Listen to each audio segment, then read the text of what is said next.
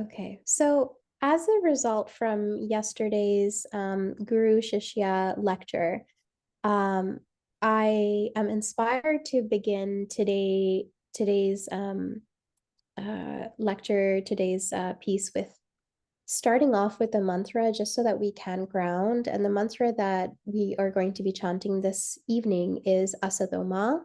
If you remember, and a quick recap, Asadoma is a mantra of guidance, and it is a prayer and a call to the universal consciousness to show up in our time together this evening to guide us from illusion to truth, from darkness to light. And when I say darkness to light, I mean the parts of our intellect, our brain that are dark yet, that needs the light to turn on, to have those aha moments.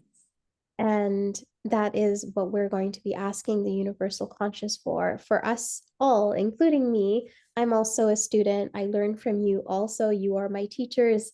For us to, as students, as in Sanskrit, we call ourselves Shishya, which means the student, to recognize that, we will always have darkness in our minds. For example, knowledge is always going to expand, and the amount of knowledge that we can consume is infinite. So we will always have room to grow. We will always have something that we can shed light on in terms of our mind, in terms of gaining wisdom. So we will ask the consciousness to lead me from what I don't understand towards what is real, and to speak this mantra with humility and have humility in our learning, readiness in our learning. So I'm going to post this mantra up into the chat here. And whenever you're ready, take a tall and comfortable seat, roll your shoulders back, take a deep breath in from your nose if you can. Take a deep breath in from your nose and exhale everything from your mouth. Bring your hands to heart center. This is Anjali Mudra. Take a deep breath in from your nose and exhale to the sound of Om first. Om. Om.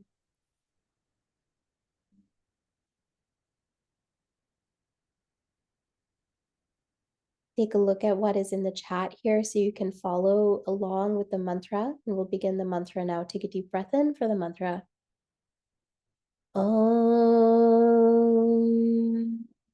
Asato Ma Sadgamaya Tamaso Ma Jyotirgamaya Mrityurma Amritam Gamaya.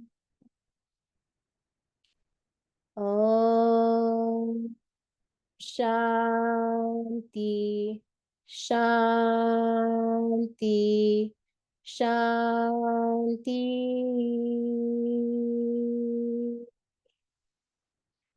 Bow down to your fingertips to give yourself gratitude for your journey so far, and gratitude for the present moment and all that it has to teach us right now, and gratitude for all the gifts that our practice, our devotion and discipline and learning, which will be gifting us in the future. Namaste, everyone, and welcome to tonight's lecture, tonight's class. Lower your hands down. I hope you all feel grounded, and I really enjoy starting class with the mantra because it's like a full stop or a turning of a page to a new chapter of your day. As Angelina, you said, it's sometimes hard to make that transition from working full-time into class. And starting class with the mantra practice is a really great way for us to kind of turn the chapter of the day into a new day, or not a new day, but into a new moment. So today we're going to be going through more deep philosophy, and this is Shiva Shakti. Has anyone heard of Shiva Shakti before? No? Has Shiva Go ahead, Jovian. You've heard of Shiva Shakti. Please explain. I wasn't prepared to explain, but I'll try. Um, Okay. so Shakti is like a feminine energy, like a bodily energy. Um, it involves motion and freedom and emotion and expression. And then Shiva is like more of like a masculine energy, supposedly, and it Mhm. involves like order and in some maybe more extreme manifestations, even like violence, um, or clearing a pathway in order to then have an open terrain to build afterwards. So I imagine we're going to be learning about how these somewhat opposite forces interact with each other. Yes, we are going to talk about that. And you are right in everything that you said. It is a very complex topic. I remember being part of a series of workshops during COVID with an Indian cohort. It was kind of one of the blessings of COVID that you could join all of these workshops all of a sudden in India in these ashrams because they all had to go on Zoom also, and they realized, oh, we can have people outside of India join us. And then I was joining them in, and we were talking about Shiva Shakti for about, I think it was like 13 weeks, and it just didn't feel like enough. Like every single week, like you would just be learning more and more and more. And it just goes with any philosophy topic. And on that note, like you may find that one philosophy topic really piqued your interest. And it is so natural for us to be like, okay, this is the rabbit hole I choose to go down to. So, some topics will really resonate with you and some may not, and that is okay. Um, so this topic is actually in your guidebook, and it is in page 10 under Yoga Humanities. Angelina and Arzu, I'm not sure if this is in the guidebook versions that you have, but I am posting the PDF here in the chat, just like I did yesterday, so you can access the notes and follow along with everybody. I'm just waiting for it to download. It's taking some time to upload here. Um, so just give it a few moments and then it'll show up. And I'll put this into Classroom as well tonight. So it's there for everybody.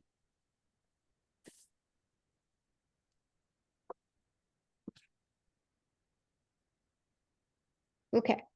Um, Angelina, Arzu, please check your chat here and see, let me know if you can see that. I'm just gonna put some tissue. I've had to hide the tissue box because somebody keeps on pulling all of the tissues out.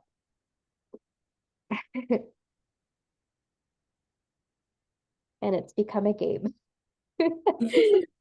Okay. Um, okay, Arzu, Angelina, are you good? Perfect. All right. So today we are going to talk about Shiva Shakti. Oh, I forgot to ask. Everyone has the pages open in your guidebook? Okay, awesome. Okay. So we're diving into today one of the most beautiful and, in my opinion, anyway, essential um essential topics in yoga philosophy. And this is the relationship between Shiva and Shakti. Shiva, if we were to really like boil it down, which I don't like doing, but just for ease of simplicity and ease of our initial understanding, I will say Shiva is the divine masculine and Shakti is the divine feminine. And you've probably heard these names before, sometimes in mantras, sometimes in myth, but beyond the stories and the statues and the symbolism, Shiva and Shakti are not two separate deities sitting somewhere in the sky. They represent two aspects of one reality, our reality, which is consciousness and energy, or stillness and movement, or awareness and expression. Now, let me break it down again. I'll repeat again. So, consciousness is also a manifestation of the divine masculine, or Shiva. Energy, which is the counterpart of consciousness, is the divine feminine, and that is Shakti. Stillness is Shiva versus movement, which is Shakti. Awareness is Shiva, and expression is Shakti. And consciousness cannot exist without energy, and energy cannot exist without consciousness. Stillness can't exist without movement, because if there was no movement, then stillness is not going to exist because you have nothing to be still from. Whereas if you have movement, movement can't exist if there's no stillness, because you can't move from being still, right? So it has to flow in and out of each other. Awareness can't exist without expression, and expression can't exist without awareness. And as you can guess what I'm about to say next, the divine masculine cannot exist without the divine feminine, and the divine feminine cannot exist without the divine masculine. Shiva can't exist without Shakti, and Shakti can't exist without Shiva. And understanding this relationship gives depth to everything that we do, not just in our yoga practice, but how we live, how we create, how we live in relationships, and how we teach, how we practice, how we spend every single second in life with ourselves and with other people, including the people we are in relationships with, including the people that we pass by on the street, including the people that we have no connection with, and with other beings, like just in general, like all of the people, all of the beings that matter in our life. So let's start with Shiva. In yoga philosophy, Shiva is the unmanifest consciousness. What do you think unmanifest consciousness means?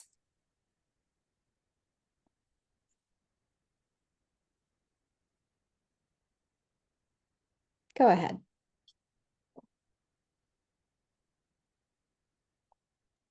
I'm just taking a guess, but I think it might mean like consciousness that doesn't need to be manifested in order to exist.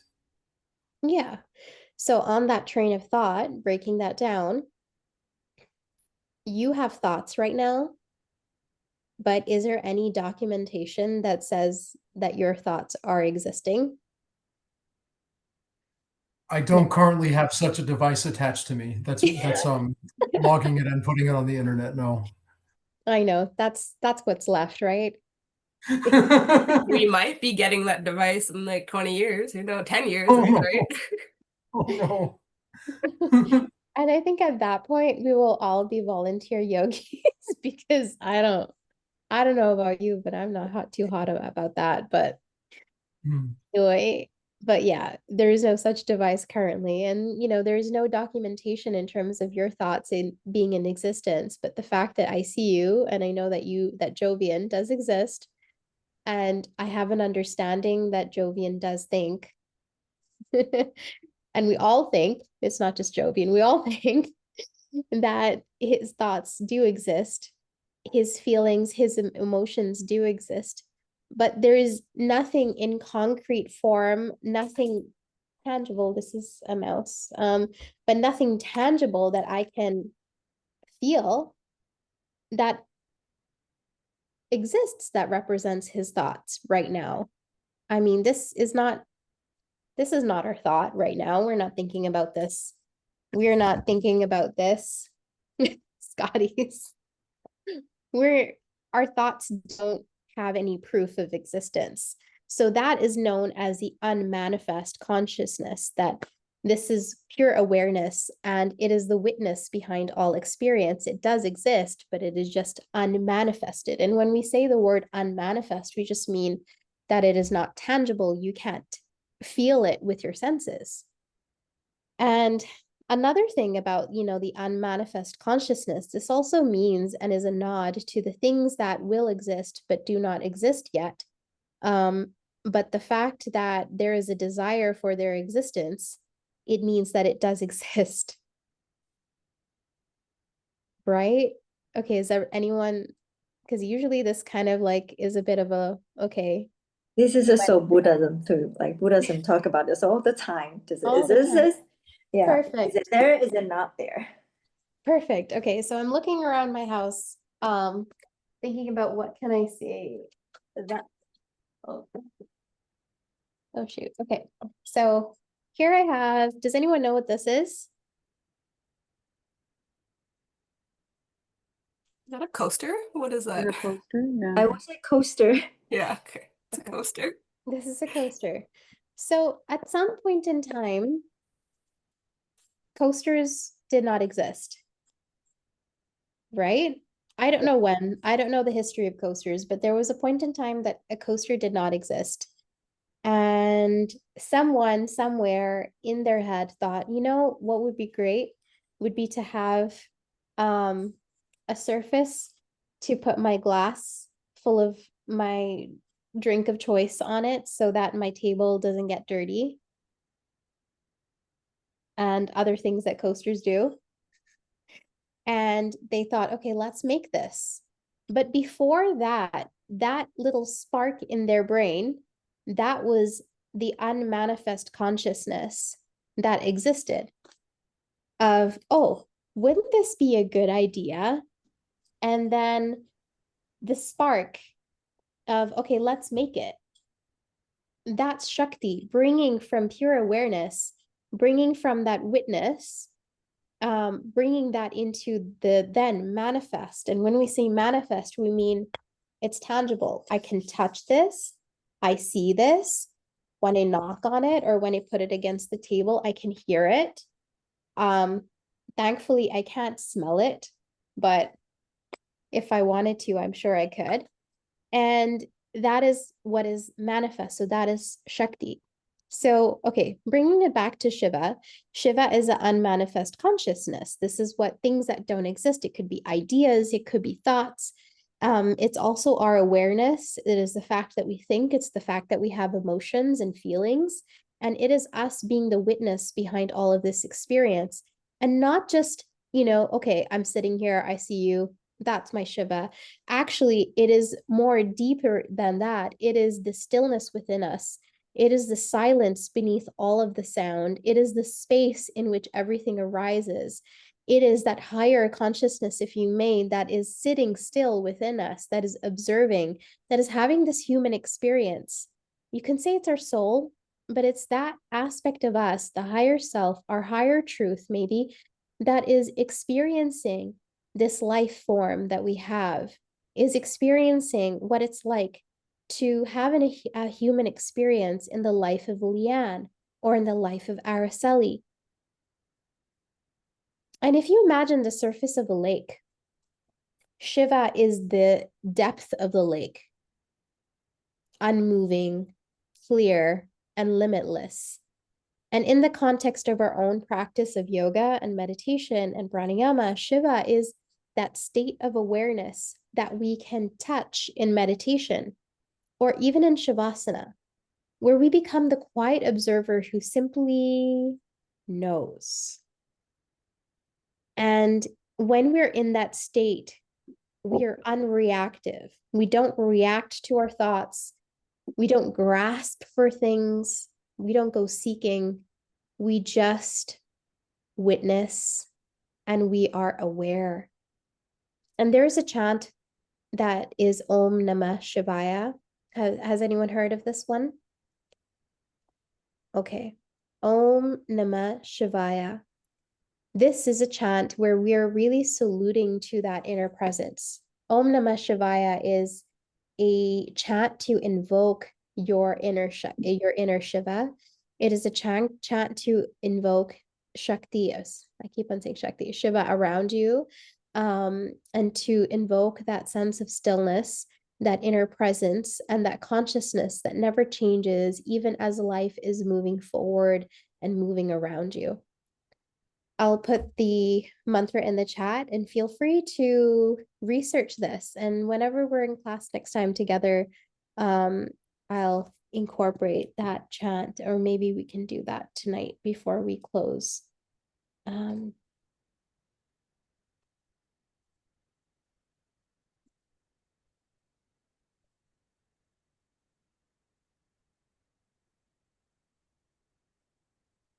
Okay. Feel free to copy that, write that down, and research that a little bit to dive a little bit deep.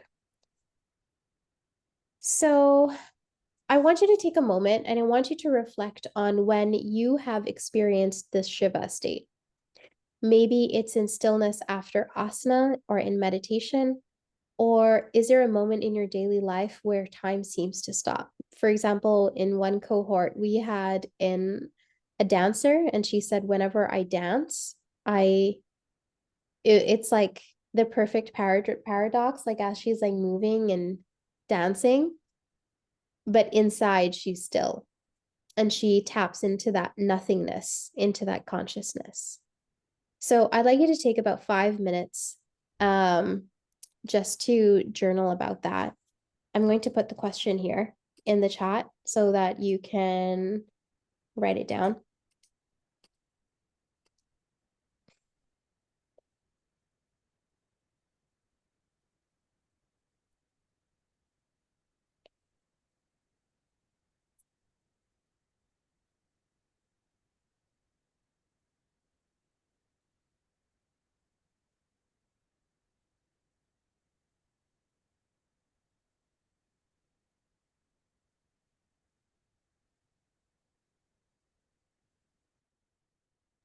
So it's 5:33, excuse me, 5:33, and then I will check in back with you in 5 minutes.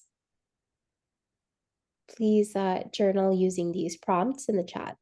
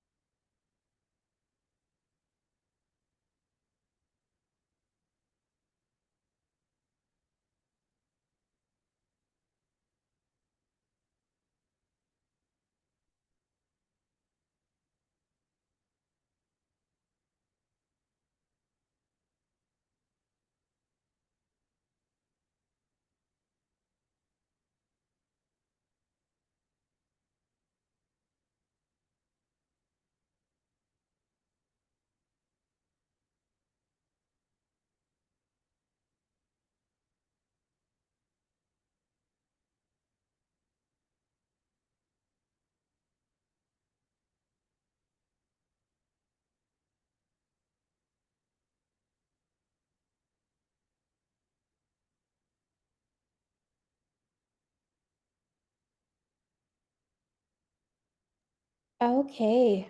Thank you, Arzu, for writing in the chat about your experience and what you wrote from our journaling exercise. Would anyone else like to share um, about this state of Shiva that you may have experienced?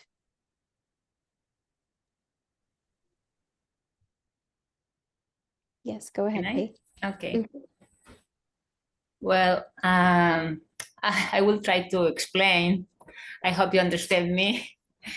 Well, I think I can feel it when after yoga, when we stay in Tadasana. This is when we repose, yeah, when we lay down.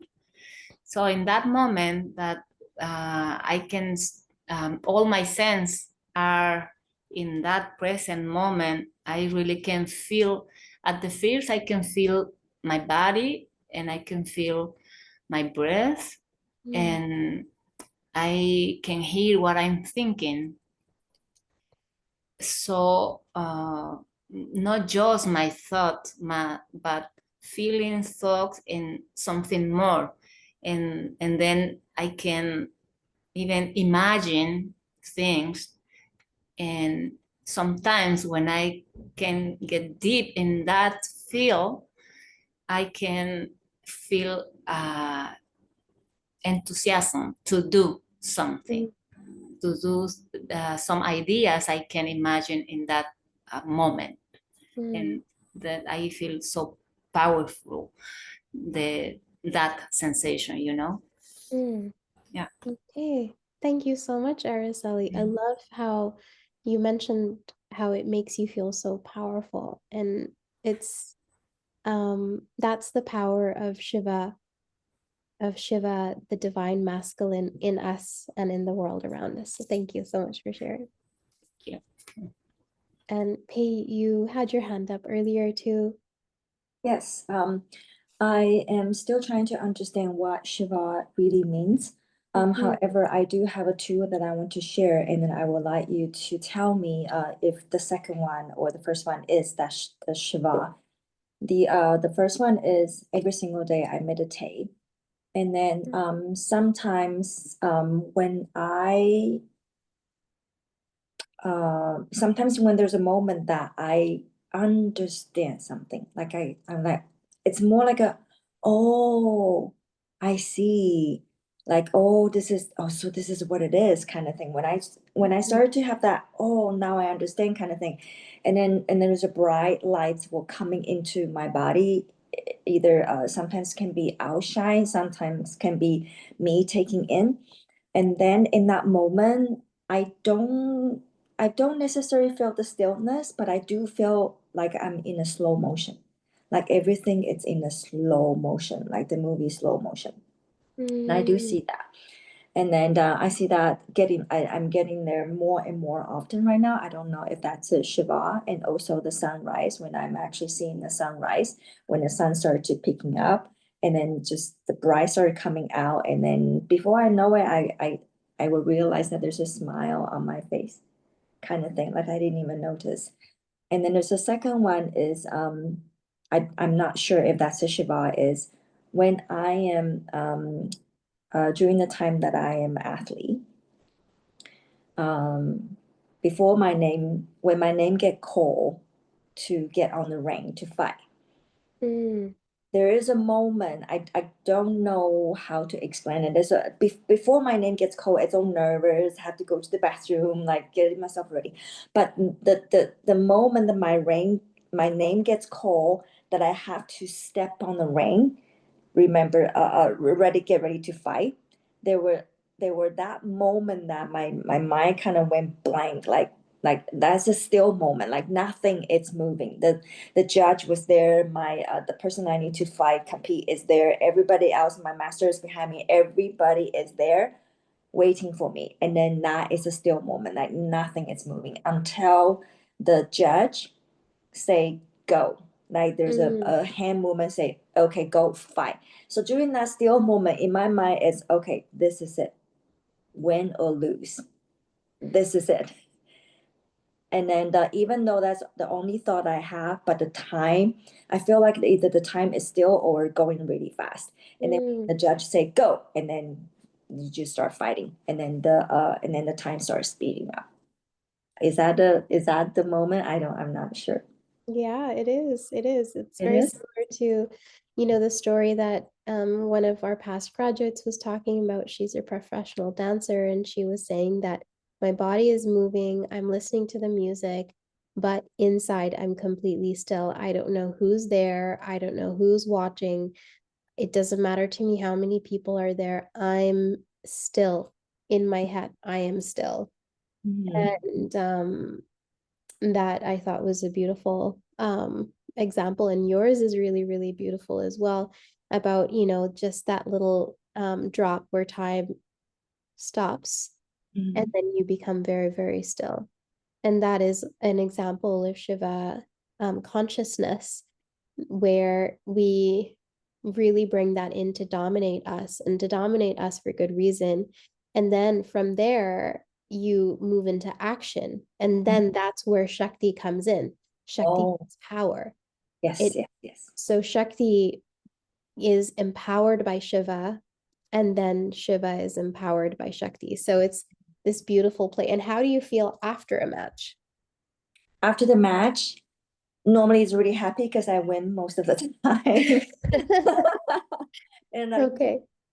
And then, but sometimes when I lost, and then that's a really, really like very emotional. It's always very emotional. It's whether really, really sad I didn't try hard enough, or really, really happy that yes, I'm the champion. It's just very very yin and yang, very happy or very sad, very dramatic. Okay, and that's why you need to have that little drop of time for Shiva just to, and if you didn't have that, I think, you would feel very much off kilter, because it's like, but it comes naturally. It happens without you even trying. It's yes, it just came. Yeah. Well, thank you so much, Araceli and Pei, for sharing your stories of Shiva consciousness, which you experience in life. Araceli, you shared a beautiful example of your yoga practice, and Pei, a beautiful example of life outside of yoga practice. Because Shiva doesn't just exist on our yoga mat, it's also life, right? It's every waking and sleeping moment of our day, of our existence. So I shared a couple of pictures of Shiva in the chat. So please take a look. One is like an AI generation, but I think like it's quite beautiful how well, I won't say the artist, but it's quite beautiful how Shiva is portrayed in the universe, in the sky, in the stars, in that Shiva is that consciousness that pervades all beings and goes through all cells, all aspects of whatever that exists, has that the emphasis of Shiva, even things that do not exist yet, even the people who are not born yet, the people who are no longer existing, who have long passed, that energy is all Shiva. What was, what is, what will come, that is all Shiva. And I love how this is portrayed in that artwork. And then the second one is the most traditional art of Shiva. You would see this in a lot of temples. You would see this everywhere. If you were to Google Shiva, this is the picture that you probably would see. And, at the beginning when I said, Shiva's not just a deity, not just a man in the mountains wearing a fur piece of cloth, but, he is there is a symbolism, there is a metaphor to everything. So I'd like to break down this picture, the traditional picture of him.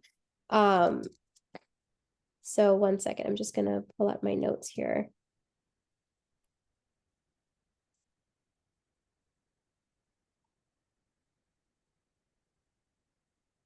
Okay, so the endowments and the symbols of Shiva. So he wears a moon on his head, or on his head, in his hair. So this moon is referred to as Soma. This is the source of intoxication. So Shiva has the moon because he is the greatest yogi of all. there is a beautiful story, a little digression, but there's a beautiful story of a person called the Adi Yogi. Has anyone heard of Adi Yogi before? I just put it in here if you want to do some deeper research. But Paramhansa Yogananda and a couple of the other modern yoga masters, and also a lot of the older yoga masters as well, they have all described that they have been meditating in the woods or in the jungle, and then from there comes a yogi. And the yogi is old, but he looks very young and he looks very radiant. And he comes and he blesses them and he tells them, he gives them a task and he tells them what you need to do. And the task is, for example, for Yogananda was take yoga to the West. Bring yoga to the West, because at that time, this was colonial time going on in India. Yoga was being snuffed out. And Adi Yogi told Yogananda to bring yoga to the West. And then he took it as his divine calling to take yoga to the West, which he did. No one knows who Adi Yogi is, but it is known that he is timeless, he is formless, and he shows up to the great yoga masters before they become yoga masters. And with that, a lot of the description of what Adi Yogi looks like is that of Shiva. So a little digression, but this is why Shiva is called the great yogi. And he appears as if he's intoxicated all the time, but yet he sits in great alertness. And if we take a look at this most traditional picture of Shiva, how his eyes are half open and half closed, as if he's tired or he's meditating or intoxicated, it's because, you know, when you are so in bliss in meditation, that you appear as if you're intoxicated, but you're actually just blissful for no reason. Or when I say for no reason that the on an outward sense that, you know, people would see. And this is how yogis are. We are blissful for no reason, but yet fully alert. And in the picture, Shiva also has a third eye. So this is one of the most significant aspects of Shiva, because when he opens his third eye, this is where, you know, this is a portal to a new dimension. So from his normal human two eyes, you can only see what is physical. But through the third eye, you can see a new dimension of perception. This is the one that you can perceive that is beyond the physical, or what is referred to as the divine and the ultimate reality. And when we do meditate, when we go into that deep consciousness, to that deep state, that's when we actually see what is real. We realize that what has been making us, aggravating us, or whatever has been triggering us, or whatever has been, you know, creating a lot of drama in our lives, when we do meditate or when we do a yoga practice and we come into that stillness towards the end of our practice, we realize, you know what, it's okay. It's not that much of a big deal, or it'll resolve by itself. I don't need to get stressed out by it. And you feel that ultimate bliss. So that is the symbolism of his third eye. Then you can see around his neck is a snake. So one moment, I'm just going to change my rooms. I'm just going to pause for 1 minute.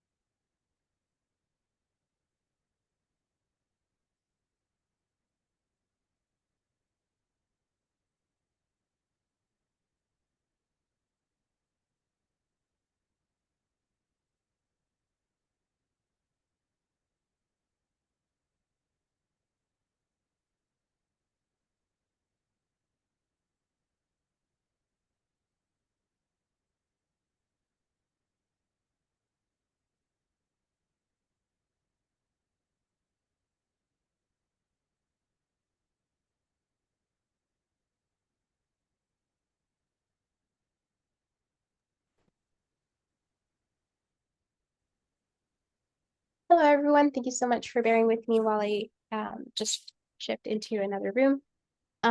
So to pick up where we left off, when we take a look at that image of Shiva, he has a snake around his neck. So the reason why he has that snake around his neck is that the snake indicates Shiva's energy has reached the highest level. You can say for us, it would be known as moksha or samadhi or nirvana. But Shiva is even higher than that.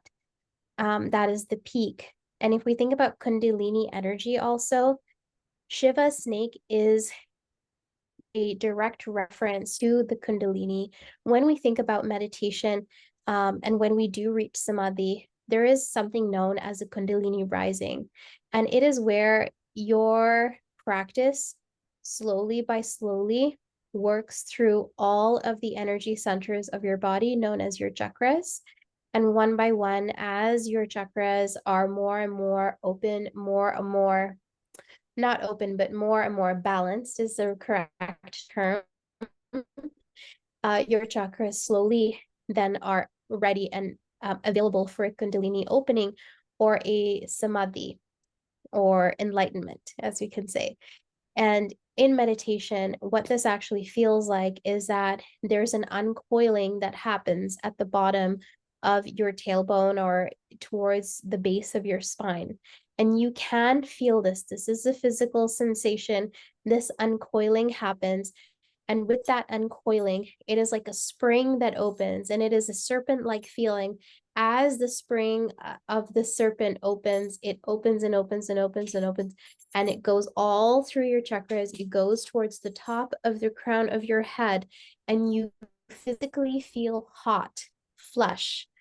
And it feels, and because the sensation is correct, a lot of people, when it comes here, when it's about to reach the crown chakra, a lot of people panic because it is a sensation that is new, or there is all of a sudden a lot of fear because the final chakra, the crown chakra, is all about letting go of attachment.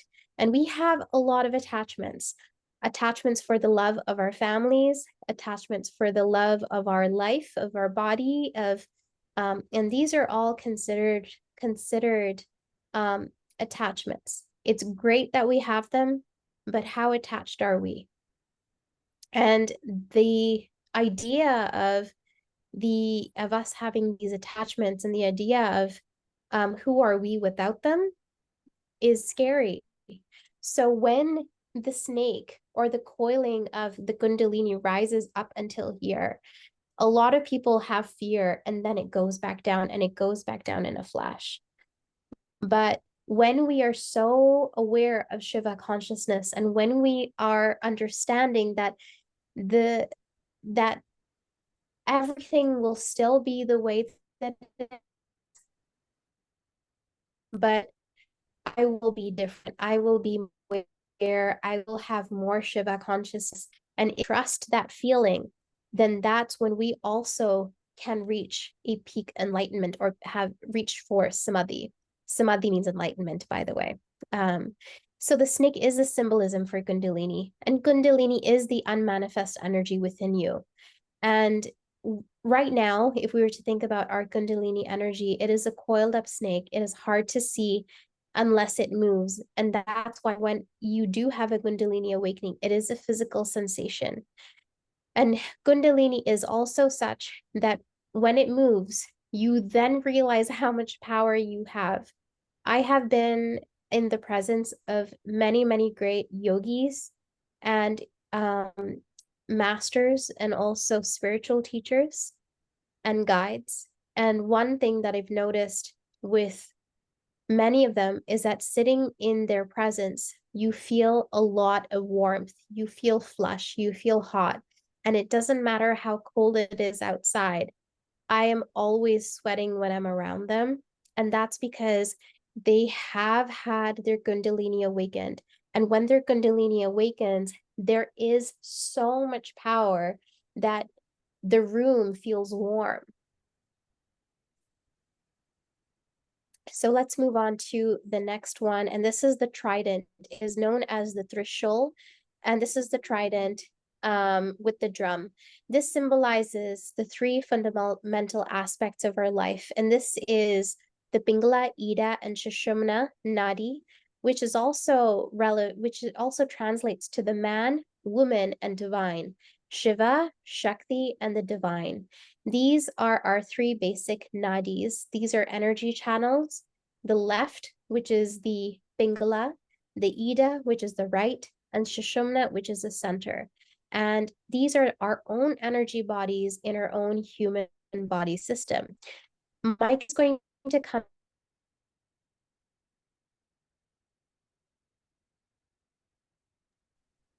Is Prem cutting out for everybody else? Yeah, for me too. okay. Yeah. I think it's because she moved spots. Of most. Prem, you are. Was someone going to ask a question? You're frozen. Yeah, you're I think frozen. you move spots, and I don't know if your Wi-Fi is cutting out, but you cut out for everybody. You just like froze. And okay, but like, could you hear me, or was I talking No. to myself? On Yeah, and you're off. talking to yourself. Yeah, your voice Yeah. stopped. All we heard was Mike, and then it was silence. Oh, now she's gone.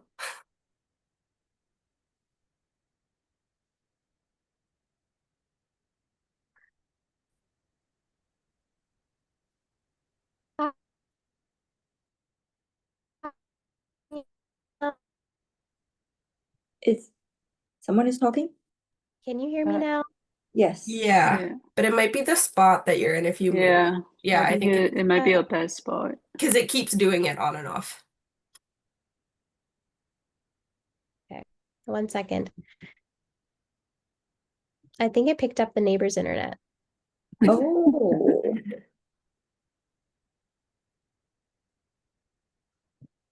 Can you hear me now? Yes. Yes, For now. this seems better. Yeah. This is better. Yeah. I picked up my own internet. The computer automatically picked because I moved to the other end of the house and it picked up the internet. And I said a lot of cool stuff, and I'm so sad that you weren't listening to. What was the last thing that you guys heard? The drum. Okay. Yeah, I think we cut most of it. It just Yeah. yeah. I heard Starting. Mike. You said when Yeah. Mike comes in, that's the last thing I heard. Oh, perfect. That was the last thing I said. When Mike comes in, he's going to talk a little bit more about Ida, Pingala, and Sushumana. Okay. Okay. Thank you. And thank you for bearing with me while my computer was being silly. All right. So that is the symbolism of Shiva. And when we go deeper into Shiva philosophy, we begin to see that Shiva isn't just a deity. Like, he's not just, as we can see in this picture, this man in the universe, or this man in the beautiful Himalaya mountain region, sitting on a tiger skin. And he's not just this. This is just a symbolism of what Shiva consciousness is. Shiva is the ground of being itself. Shiva is so Shiva is everything. Shiva is all pervading. Like, there's Shiva in you, there's Shiva in every single being, and everything that exists, and everything that doesn't exist, and everything that will come into existence. And one of the things that, like, I really found beautiful in conversations with a friend who's also a yoga teacher, she was, for example, trying to have a child for a really long time. And she said to me, she said, I am really working with Shiva consciousness, because I know in Shiva consciousness, my child already exists. Can you guys still hear me? Yes. Okay. If, like, there's any time that I'm breaking up, please, like, I don't know, text me or something. Okay. Okay. So I thought that example was really beautiful of someone working with Shiva consciousness, because they were working with the energy that doesn't exist, but in Shiva, because she has a desire for this person to come into life, it does exist because the desire was there.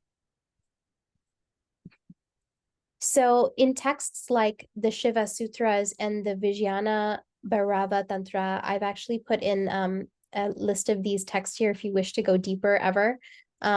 It's worth taking a note of it. But so there is an energy which is described as Chit, and it is spelled as C-I-T, but it's pronounced as Chit. This is the word for pure consciousness. And it says that Chit, or Shiva consciousness, is that awareness that pervades all phenomena. It is that awareness that perceives this very moment. And one of the verses from the Shiva Sutra says, Chaitanyam Atma, which means consciousness itself is the self. This means, and you're probably wondering, what does it mean? So this means that the essence of who we are isn't your body, it is not your mind or personality. It's the witnessing awareness that's constant, infinite, and indivisible.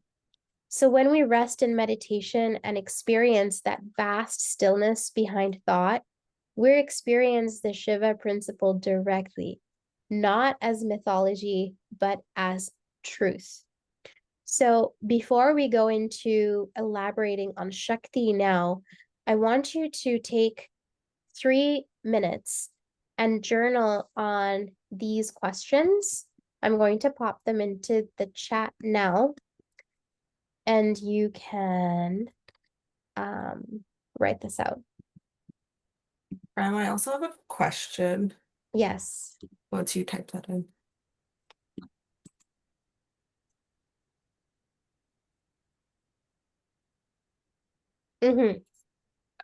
Can you re-explain Jit again? Yeah. It was really fast. Okay. So Chit means pure consciousness. It's spelled as C-I-T. And this is where our pure consciousness, or Shiva consciousness, is the awareness that pervades all phenomena. It is the same awareness that perceives this very moment. And it also means the essence of who we are, where we are beyond our body, our mind, or personality. It is this witnessing awareness that's constant, infinite, and indivisible. Thank you. You're welcome. So it's 6:09. At 6:11, I'll check in, and then we'll do a quick roundup of how journaling went, and then we'll move on to Shakti.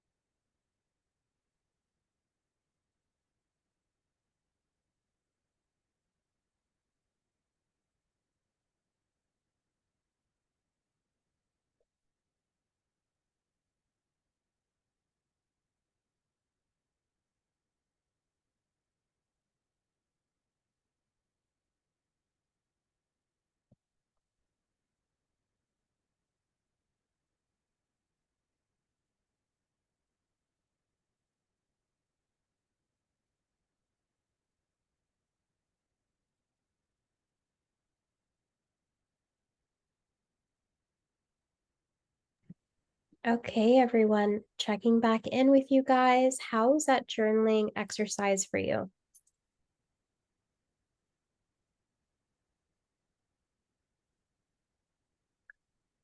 It's interesting. I'm not 100% understand, but we'll see.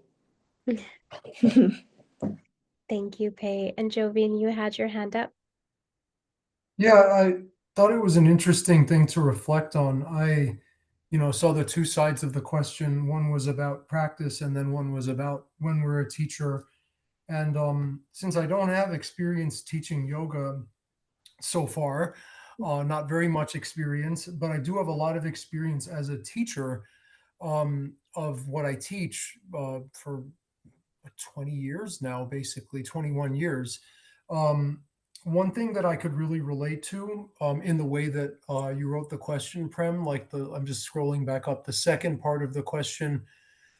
What shifts in your teaching when you lead from that awareness rather than from effort? So in my world, as is the world in all teaching situations that involve like data, there's a lot of pressure to present lots of information for processing and to present that information in a manner that is like impeccably curated on slides, and then you're speaking to those slides, and there's a kind of interplay between all that stuff you're presenting, and that leads to sometimes a lot of like unbalanced presentation, like over preparation, um, top heavy presentation when you're like super energized at the beginning and you're like really in it, but then you kind of run out of steam as you're sharing information and you start to really struggle towards the end. So what I've noticed as I've gotten more skilled and had more experience as a teacher is that when I do like less, I do more, right? And so also when I don't necessarily follow the PowerPoints, I can also do more. And I get the feedback from my students that when I actually teach more from the heart and more from a kind of broader understanding of how concepts can be simplified, but then also related to people's everyday lives without slides and multimedia and all the other stuff, students really find those classes more memorable than the ones where I'm just deluging them with information. And so that I imagine that's going to be something I'll notice like in yoga classes. And it's something I've noticed as a student in yoga classes as well, where, and we talked about this before, when if there's like too much information coming from the teacher, that it can really throw me off from that.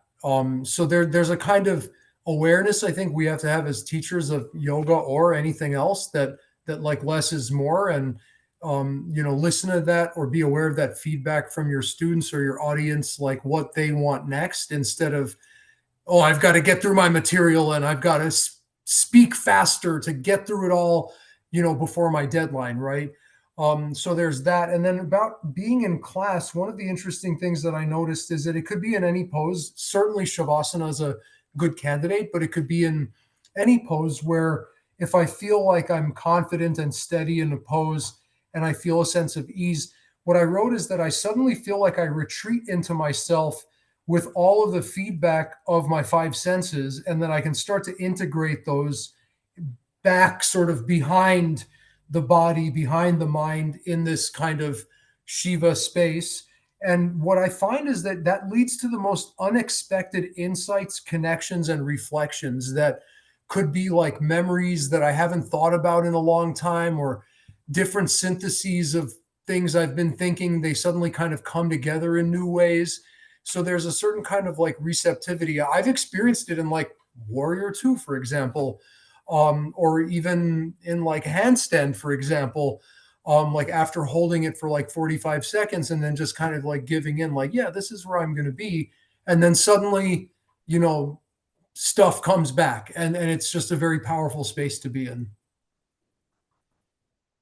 Thank you so much, Jovian, for sharing all of that. And I really loved the parallel that you drew of how less is more, especially tying back to when we discussed when we were teaching yoga and how we want to pack it up with as much as we can, and just, with all of the information we're passionate about. but it also is like, okay, how can we bring in that Shiva consciousness and share what is relevant, what does create that Shiva consciousness for everyone else as well. So thank you, Shiva. Thank you, Jovian. I almost called you Shiva. Thank you, Jovian. He can be a Shiva. He is a Shiva. Okay, so let's move on and let's talk about Shakti now. You may have noticed I'm not really going by the notes in the guidebook, but feel free to read that in your spare time just to give more added depth and flavor into your knowledge of Shiva Shakti. Okay, so now is the time to discuss Shakti. And Shakti and Shiva, they can't live without each other. I want you to think of like, you know, those high school sweethearts that are always together and they can't live without each other. And there are many stories of Shiva and Shakti embodied in, you know, these deities, and just how passionately in love they are. And in these stories, without going too much deep into it, and if you're curious about this story, I've actually posted the link in the chat, so feel free to open that tab up. It's a beautiful story. It's one of my favorite stories of Shiva and Shakti, to a point that like it really, you know, when like you read a story and it just changes the chemistry of your brain. This is the story. I would love for you to read it. You don't have to, but I would love for you to read this. So I posted this up, and it is a really lovely interview with Sally Kempton. She's actually the author of your meditation book, and she also authored a book called Awakening Shakti. I highly recommend this book. It is a book that I go to all the time. It is on my bedside table. I open it every time I'm looking for some answers or every time I'm looking for inspiration. But in this story that she shared in this website, in this interview, she ultimately was saying how Shiva on his own was just stuck in deep consciousness. And that's because that's what Shiva is. He just loves to stay there. And Shakti was then created in order to pull Shiva out of that deep-seated consciousness and bring him into action. So if we think of like this beautiful sense of stillness, and but if stillness is still, there's nothing really coming out of that. There's nothing that results out of that. So Shakti then pulls Shiva out of his shell, and then she is the dancer. So if we think of all of the things in our life, all of the things that, all of our relationships, all of the we can say the drama, the beautiful drama of life, you know, what makes us laugh, what makes us cry, what moves us, what breaks us, all of that is Shakti. And that's why Shakti is the dancer. So if you take a look at the two images that I have at the end, it portrays Shakti as the dancer, the mover.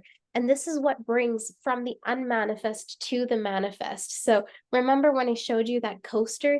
The coaster is as a result of Shakti coming in, taking that idea, that spark from the inventor of the coaster, and bringing that into reality so that all of us can have coasters today. Life-changing stuff. Coasters. So now, dialing it back, because I feel like I went into this very passionate monologue about Shiva and Shakti. But if Shiva is consciousness, Shakti is the power of that consciousness to be expressed, to move, to create. And there is a text called the Spanda Karikas. I'm going to put this in here.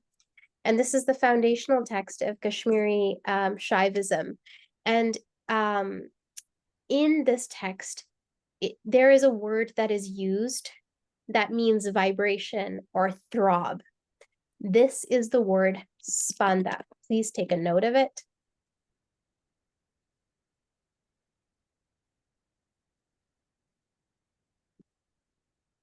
Vibration or throb. This teaches us that the universe is not static. It is the pulsing vibration of Shiva's awareness expressing itself as form. So Shakti is not separate from Shiva. Shakti is also Shiva, but in motion. So especially if you take a look at the first photo, you'll see that they're actually one. They're not separate. And it is often a misconception that, oh yeah, okay, so there's Shiva, and then there's Shakti. It is our logical brain trying to make sense of this. But if we were to lean into our right brain and just imagine Shiva is Shakti and Shakti is Shiva, and they're one, they are always together and they're considered one. Without one, the other one won't exist. So they are together. And this is why Shakti is considered not to be separate from Shiva. She is Shiva in motion. And you can say Shiva is also the dancer and Shakti is the dance. I'll repeat this again. Shakti consciousness or the divine feminine is where Shiva becomes the dancer and Shakti is the dance. So what do you think that means? If we were to think about our daily realities, our life, what do you mean what's the dancer and what's the dance?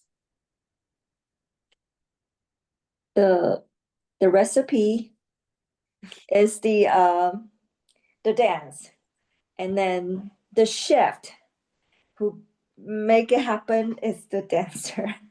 Yeah, that's a great analogy, especially after yesterday's talk of Food. of carrots and potatoes.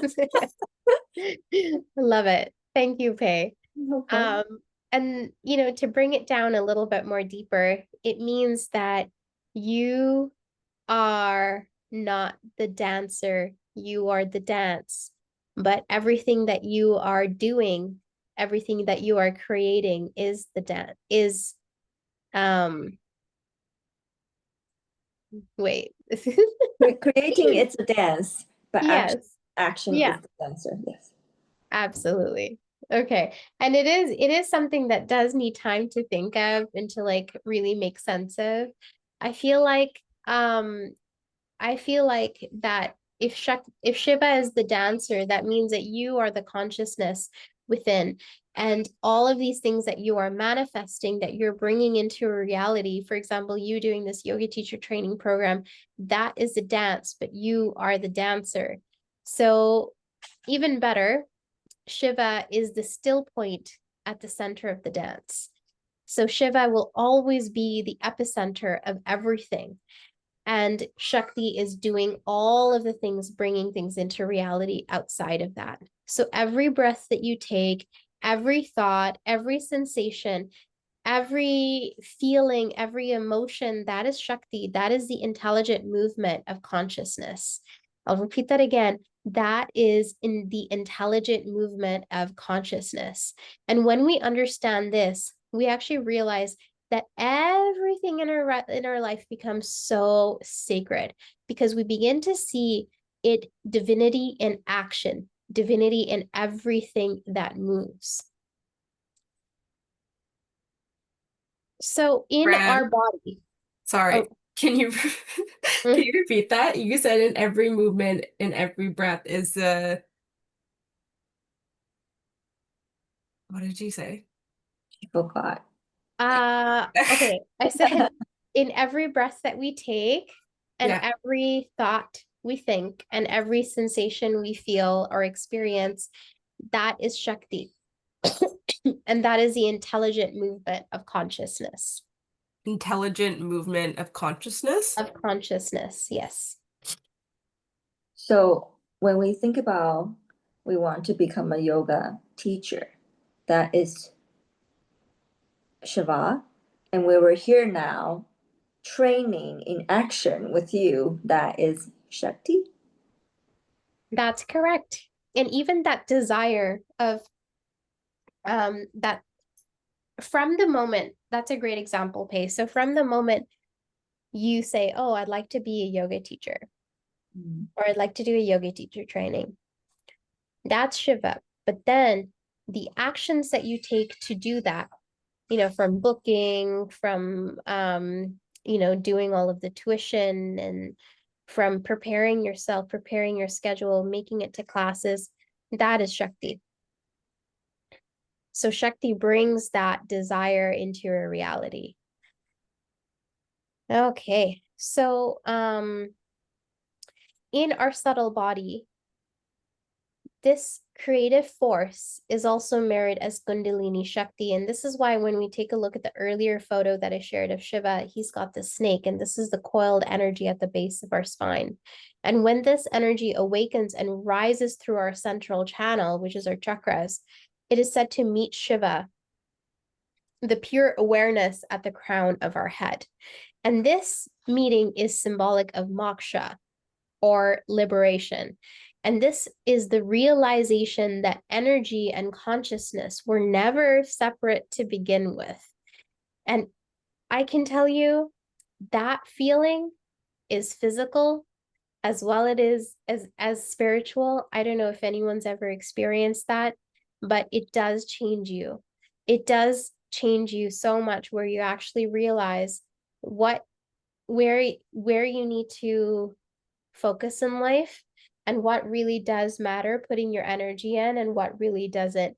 And it just changes the perspective of your life, like for the better. And like when I say that, I'm sure it does like trigger a lot of fear for a few people, but that is normal.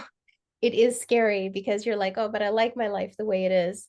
But when you have that liberation, you actually are liberated from all of the baggage and all of the attachments. And you understand that, yes, I do have relationships and they're great, but that doesn't define my spiritual existence in this planet. And this isn't something that we can force or that we can dramatize.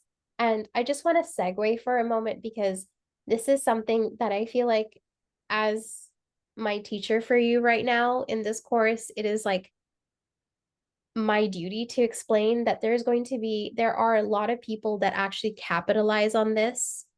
There's a lot of people that capitalize on guaranteeing your liberation, your moksha, your samadhi, or your nirvana, or your enlightenment. Just don't. Just don't. Because there is never a shortcut that will get you there. It doesn't, like I've heard it all, like, when I see people coming through the doors at the yoga studio for many years, I've heard it all. I've heard of people guaranteeing enlightenment through mushrooms. I've heard of people guaranteeing enlightenment through a lot of drugs.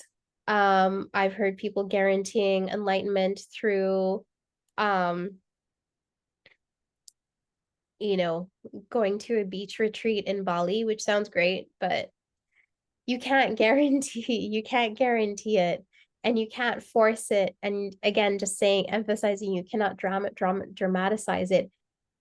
The one thing that I will have to say is that having a Kundalini awakening, going through enlightenment or going through moksha, it takes discipline, it takes dedication, and it also has non-attachment. You cannot attach yourself to the outcome of, I'm going to get enlightenment today. It's like to-do list to vacuum the house, get enlightened. You can't do that. It will come to you when you are ready. It is when the higher consciousness knows, okay, you are ready. And that's when it will happen. And maybe when it happens, you will feel fear and then it will just come back down again. And that's okay too. It is part of the journey. It will happen when you are ready. I just wanted to be clear because I'm sure after having this conversation, you're probably going to get some like Google ads or like social media ads about joining some retreat in like Thailand for collective enlightenment. I have a question. Yes. So when that happened, what happened after that? That's a really great question. And I think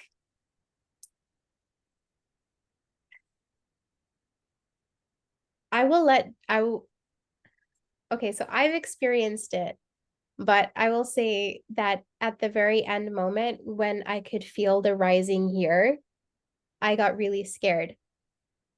And I brought then automatically everything, it just felt like the curtain dropped. But when I was talking to a teacher that I met not a long time ago, but it was a year ago, a year and a half ago. And he's just so peaceful.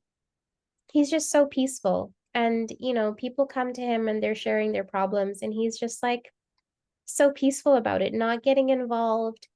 And I think there's a sense of detachment, but also like pure love for everybody. You still have a lot of love and joy for your relationships. I think like you love more, like there's more of a deeper love in life, and you see everything as sacred, like you see everything as consciousness. And it is really seeing like what the reality is of life. And I think like a lot of people are scared to change their reality. It is scary, but when you do go through it and you do have that trust in that rising, you feel a lot of unconditional love for everybody. And that's why they say yogis are so, like, literally, there was an interview I was watching many, many years ago, and it was saying about how yogis, like, these are like, people who've been practicing yoga for decades in the forest ascetics, and you talk to them and you think, oh, they are crazy. Like, I'm deliberately using this word crazy, because us in our normal world, in our day-to-day world, with all of our attachments, we think that they must be mad to talk with so much bliss when they have no attachment to anything, when they're living in a cave or they're living in a hut in the forest. Like, you must be mad to be so happy. And that's the shift in reality. And not to say when you do get there, you're going to be like, okay, that's it, I'm going to go to the mountain, see ya. You won't probably do that, but you will see a lot of love and a lot of bliss, and you will feel crazy in love with the world around you and how beautiful it actually is. I hope that answers your question. Yes, yes, it does. The reason why I asked is because I reached to a certain point, I think 2 times, and I have a very different experience. One, instead of one is fear of make it happen, and then the other one is happy, like so release and happy. But I'm not sure if those are what it is. So I'll share with you like when I see you in person, because those are too personal and it can be scary to share. I mean, when people hear it, they can, yes, crazy. Yeah, Yes. yeah, definitely. Thank you, Pei. Thank you for asking that question, and I hope everyone found that insightful as well. So, I want you to take a moment. We'll just reflect, no journaling, but I just want you to take a comfortable seat here. Take a deep breath in. Allow your eyes to close.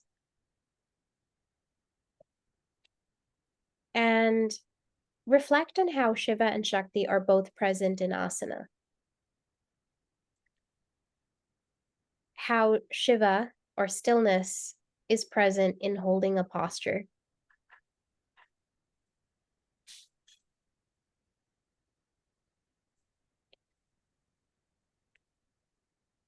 Reflect on how Shakti, or flow, is present in breath and movement.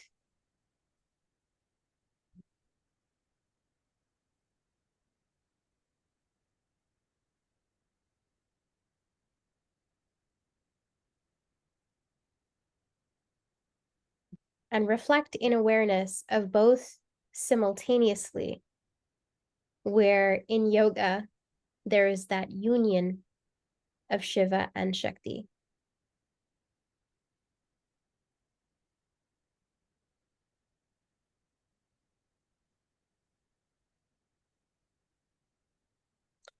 Now please open your eyes, grab your pen and paper, and I'd like you to journal on this question. Where in my life or practice do I feel out of balance? Where there is too much Shiva, such as rigidity or detachment, or too much Shakti, which is restlessness and overactivity?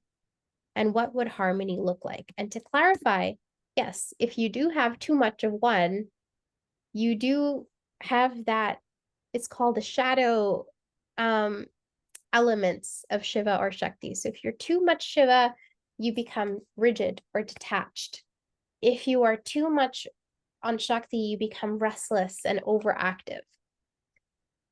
So reflect there on that question. I will check back with you in 2 minutes.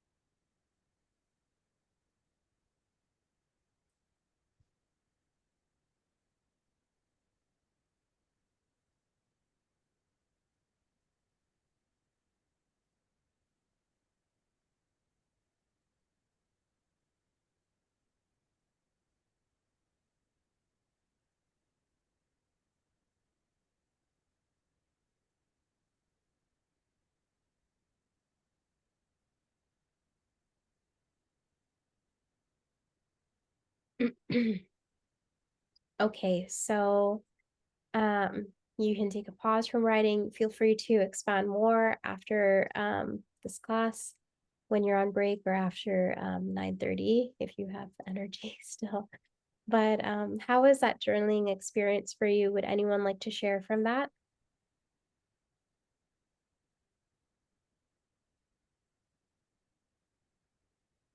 Okay. Yes, Jovian, please go ahead. Thanks for letting me share again. I appreciate it. These are powerful emotional challenges, several of these questions. So I really appreciate the chance to think about these things. I wrote that I feel that I have strong feelings about what I want. So a kind of sense of Shiva, a sense of maybe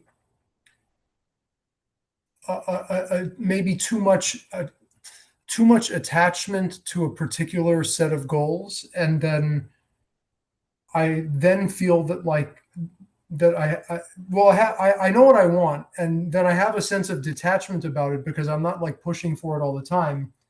But then I also have like another part of myself which is very oriented towards caring for everyone around me first, and I use all my energy, my activity, my Shakti activity to attend to that first. So it could be my partner or my cat or my students or anybody that needs anything from me.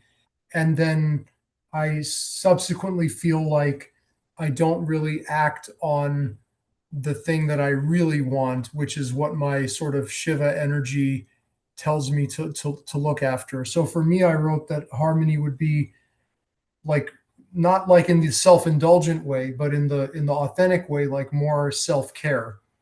That would allow me to then also be better at caring for others instead of just reacting to them. Mm.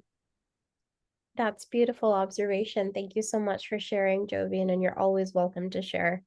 I don't want anyone to think that, I share too much or too little.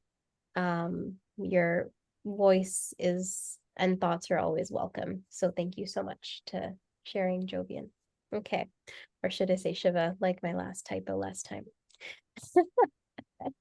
All right. Anybody else would like to share? Sure, I'll share. Okay. Um, So when in my life when I feel out of balance, so do you remember the movie that's called All Things to Everyone All at Once? Well, there's a movie like that, right? Yeah. So yeah, that's kind of how I feel a lot of times. Taking a look at this journaling has like really make you think about things in your life. But yeah, trying to be all things to everyone all at once. And this is a weird thing. Just say it. One of my greatest fears is getting dementia. And I don't know why, because I don't have a family history of it or anything like that, but it's just a fear of mine. And then I fear, because I'm thinking about it, am I manifesting it? But that's a whole other thing. So anyways, because of this fear that I have, then I have this want or need to experience and create as many memories and adventures and life experiences as I can while I can. Yeah, the problem being though is that I stretch myself way too thin and I get burnt out and then I'll end up getting sick or whatever that may be. So I think that Shakti is like way over. I don't know. They're both very strong in that I'm wanting, like I have the thought of wanting to do things, say like on a bucket list, and then I actually do them. Like the Shanti part of me, the action part of me does make it happen. But it is, I do know that it's very out of balance because there are many times where I feel like I just haven't been home, like I haven't had that quiet time, that space, that time to decompress, to sort of unpack a lot of things. Yeah. Yeah. So, and what does harmony look like?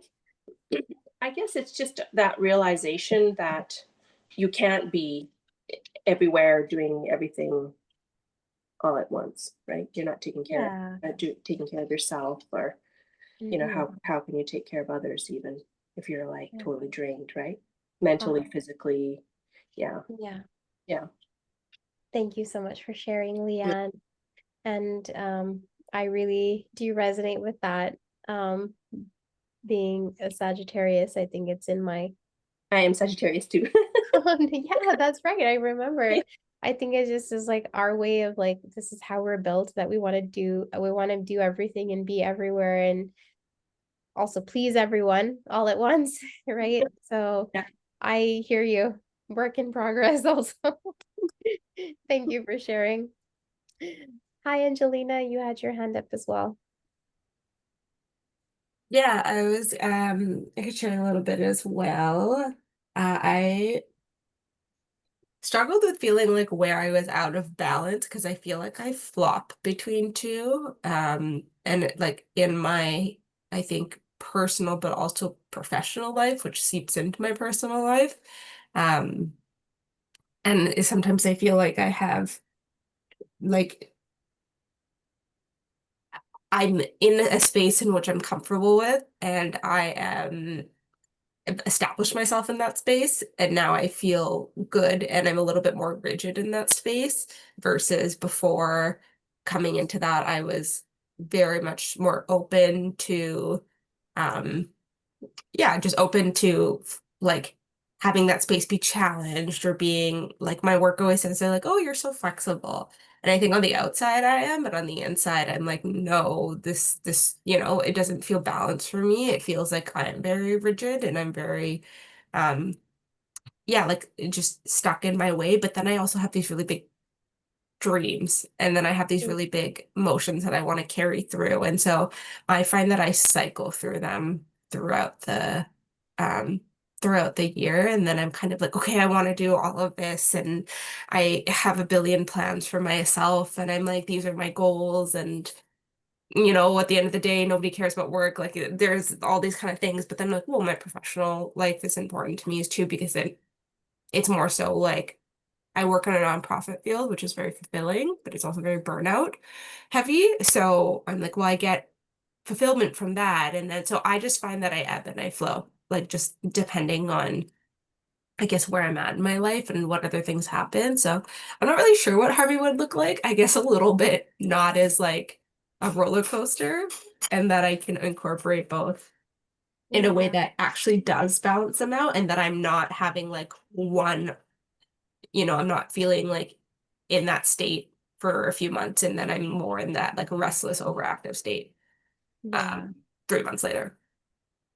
I hear you. I hear you on that. And thank you so much for sharing. And it is very, very natural for Shiva and Shakti to have one more dominant than the other, and have one more recessed than the other. That's why it's called like a dance. Like there will be moments, and we notice this with the seasons, like as it gets colder, we want to be more dominant with Shiva. And then as it gets warmer, we naturally fluctuate towards Shakti and wanting to like do more and action more. And I think like what harmony would look like would be like, how can you create harmony with rituals in your day that call in Shiva and then call in Shakti, kind of looking at, the times of day where like it's okay if you're more dominant in Shakti, and the times of day where it's okay if you're more dominant on Shiva. For example, like rituals preparing for bed would be important. Okay, so thank you so much, Angelina. It is 6:50, so I want to wrap this up very quickly before 7 p.m. So I want to move on and talk about the union of Shiva and Shakti. So when we look at this image, the last image that I sent of, two bodies being one, it's also the first image of Shiva and Shakti that I sent. Thank you, Jovian. But when we look at those images of the first Shiva and Shakti and the last Shiva and Shakti, you see like half bodies, but they're merged into one. This is half Shiva, half Shakti. And this is what we see. We are being shown the ultimate truth that reality is actually non-dual. What I mean by that is that Shiva and Shakti are one, and just as awareness and energy is one. And our left brain is really good at dividing them just so that we can comprehend it and understand it. But in truth, there's only the wholeness of being. When consciousness fully recognizes its own creative power as divine, that is spanda, which we remember is the vibration or the divine throb.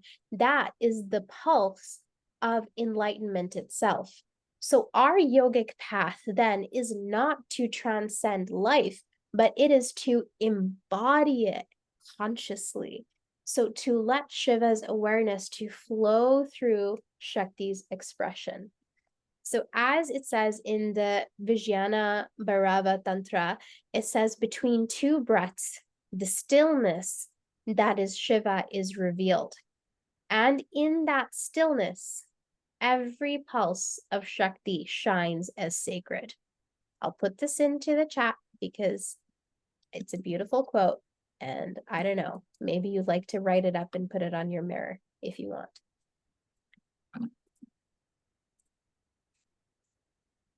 You don't have to, just in case you want to. So to close this topic, I want to emphasize that Shiva and Shakti are not ideas to believe in. They're actually the living realities that we experience. So in stillness, you are Shiva, and in movement, you are Shakti. In awareness of both, you are whole.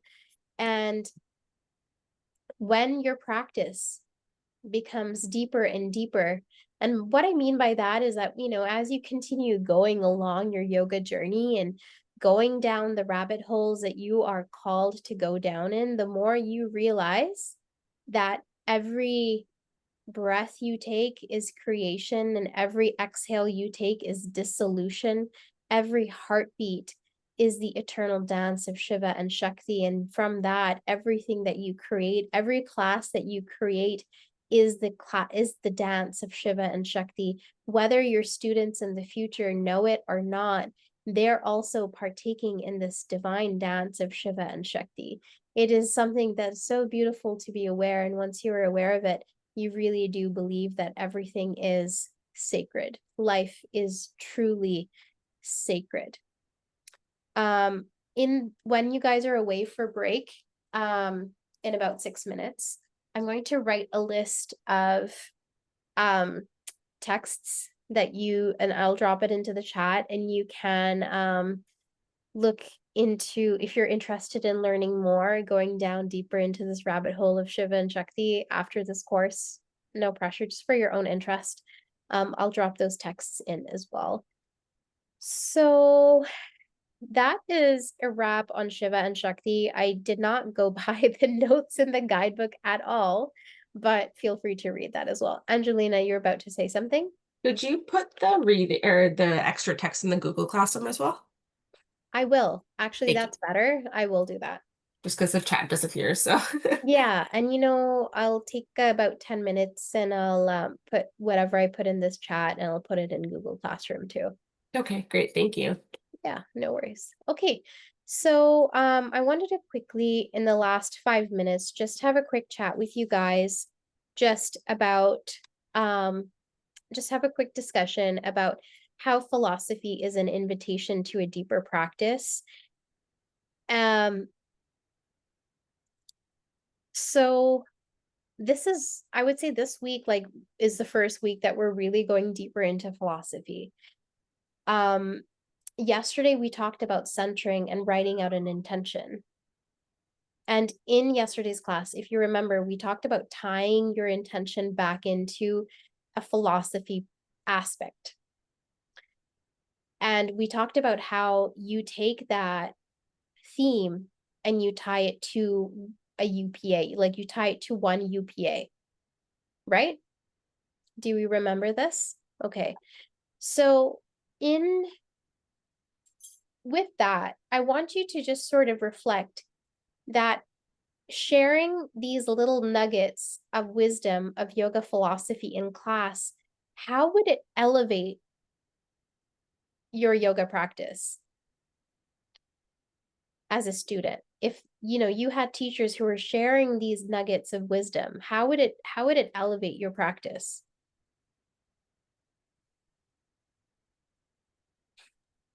I think it gives like a deeper meaning to yoga outside of just like the physical practice. And I think it also challenges you to reflect. I guess, yeah, just to reflect on almost on the unknown, like everything that the knowledge that you don't like possess, and like going back to the beginner's mindset, like really going into it with having like starting fresh, and that each time you hear something like that, like you could take it and you could run with it and do a deep dive, but that little piece of information on its own is what, yeah, goes back to making your class memorable, but also making it more impactful and meaningful than just the physical act. Yeah, absolutely. And it's also, you know, giving people that key to the door that should they wish to explore a bit more, that they can unlock that door themselves and they can study themselves and go deeper if they wish and understand these topics. I do have a pet peeve of like when I go into a class and there's no nod to the philosophies of yoga. And to me, that means that there is no reference to the heritage or the culture of what yoga has come from. That's what it feels like to me. I think it's also very empowering for students when we share these concepts with them. We're also giving our intentions and our classes a lot more depth, that if they wish to go even deeper, they're able to do that. And I know in like the span of a 60-minute class, there's only so much that you can share. And especially in a centering, which is going to be the bulk of your wording, your speaking about this, you can barely give it about 1 minute. So it is just a scratch on the surface in terms of what you can share, but it is that invitation to them to go deep, for them to go deeper. Would anyone else like to share a little bit of their insight on this? Yes, Pei. I like the philosophy of yoga. It really, really helped me to, I'm just gonna dumb it down so everybody can understand that yoga is not just coming to the room and stretch. Yoga, it's not just about flexibility in with your body. You also have to have the flexibility with your mind as well. Your mind need to be open, your mind need to be flexible. And then so that really helped me to understand, because I used to, me myself, I used to believe that, okay, people doing yoga, okay, all the yoga teachers are very flexible. And then people are going to the yoga study or training, it's because they want to be flexible with their physical, right? And then now I understand that no, it really is not that. And also being a yoga teacher, you have to really truly understand the philosophy behind the whole thing, so you can carry that throughout your life. And you're not just a yoga teacher, you're not just a teacher inside of a class. Outside of a class, you also have to carry as what you understand and as you learn with that philosophy. And it's an entire life change. And it's not just in the classroom. Awesome. Thank you so much, Pei. That is beautiful. Thank you so much for sharing. So this is the end of my class with you guys. I see Mike is here. Hello, Mike. Hi, everybody. Hey, Mike. Hey. So I'm so happy to hand the rest of the evening for class over to Mike. He will be bringing you through teaching methodology this evening. I'd like you guys to go off and have your dinner break now, and Mike will be waiting for you at 7:30. Okay, bye everyone. Have a good night. Later, good night. Thanks, Prem. Thank you.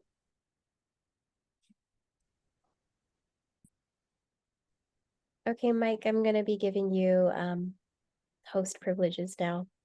Okay.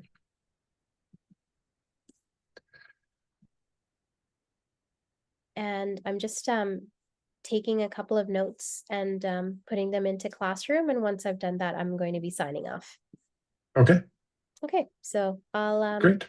see you Saturday. See you Saturday. Thanks, Prem. Take care. Thanks, Mike. Bye. Bye.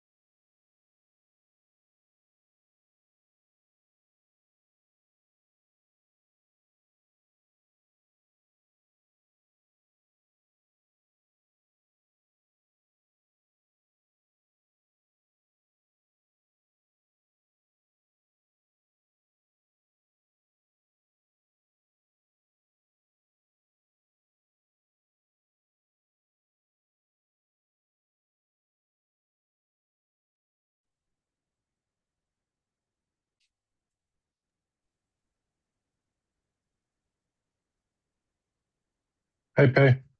Hello, Mike. How are you? Great. How are you doing? Good, good, good, good. Good.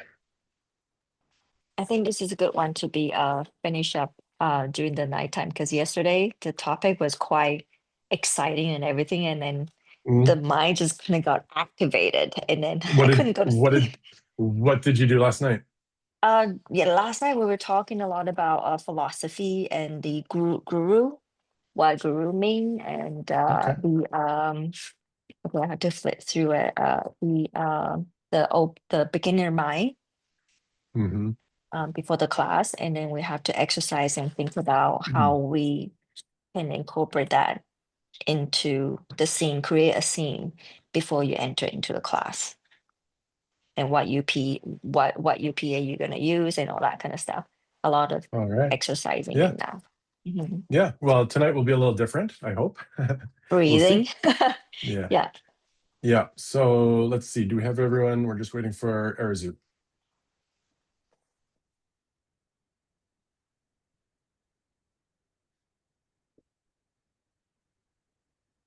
All right. We've got everybody here. It is my pleasure and honor to be here with you tonight. I do believe we've all met before, even if it was once and maybe quite some time ago, but I do believe that we have all met. And some of us, we have seen each other several times. So that's great. And I'm really happy that I could be here with you tonight. I'm looking forward to spending these hours with you. I'll be going over, so if you haven't looked at the schedule or haven't been told, so I'll be going over pranayama and some of the related subtle energies that go along with pranayama. And I'll explain what that is as we go on. So I just wanted to maybe take a couple minutes and do some centering for a few minutes in a moment. And then I'll go through a short introduction of my background and get right into the topic of pranayama and the energies.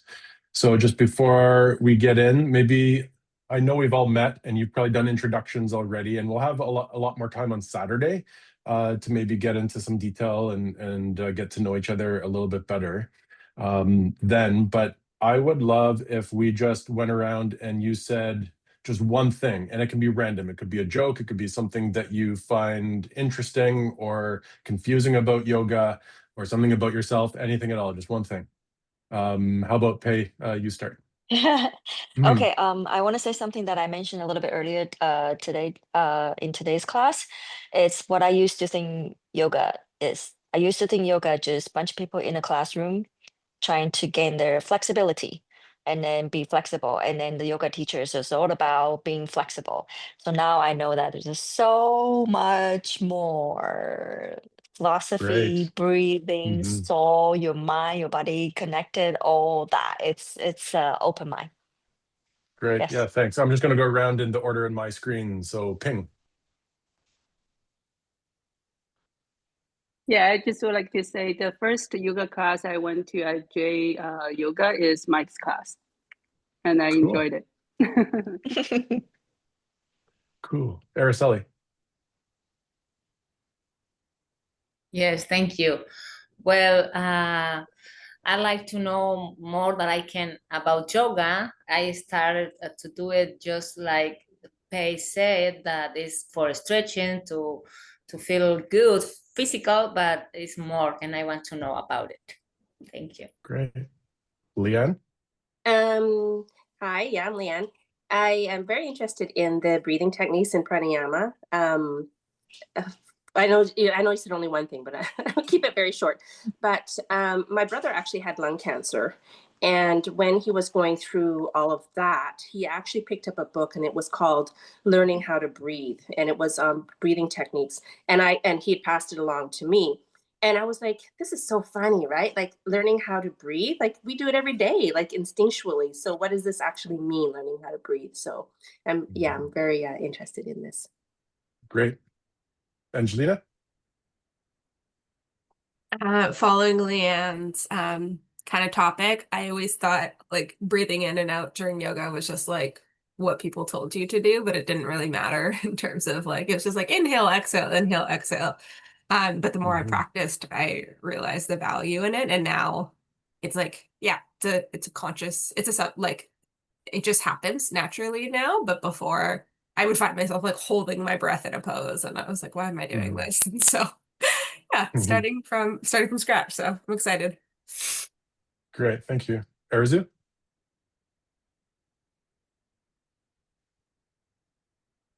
Can't hear you. You're on mute. Hi, my name is Arzu. As you know, maybe 4 or 5 months ago, I searched on the map and found J Yoga Studio on the map. It's only by accident, only by accident. I didn't know anything about J Yoga, and when I came there, the first class was with you. After class, I decided to yeah to didn't come there because Amazing. your class is very uh, very high in professional class, and I decided to don't come. I to don't come there. But I am right now. I'm so happy to, yeah, continue to come to J Yoga Studio, and I think you are amazing teacher. Thank you for that. Yeah, thank you. Jovian.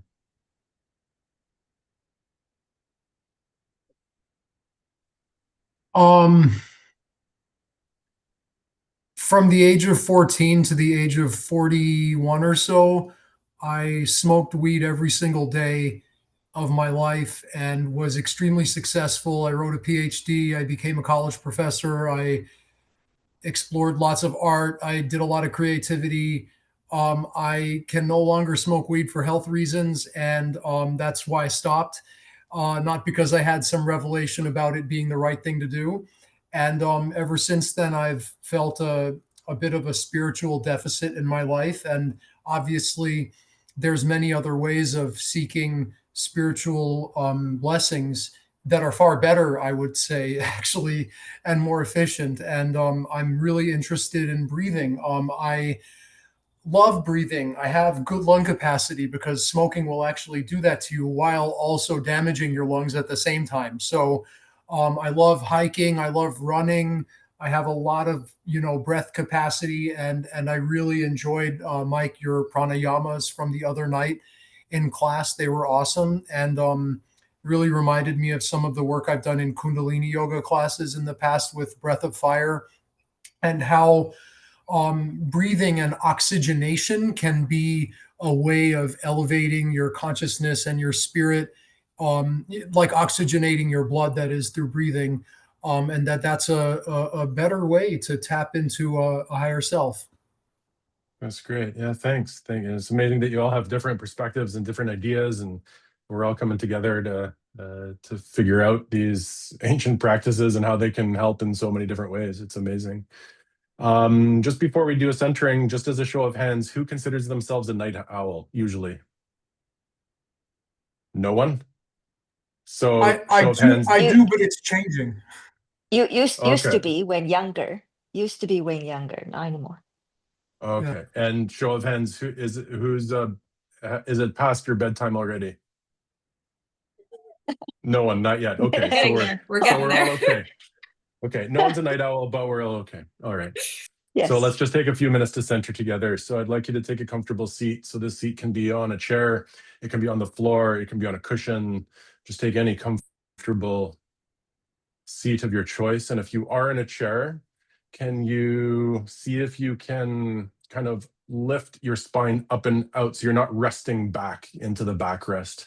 You might scooch forward a little bit so you're on the front edge of the chair, and just bring a little bit more awareness into that foundation underneath of you.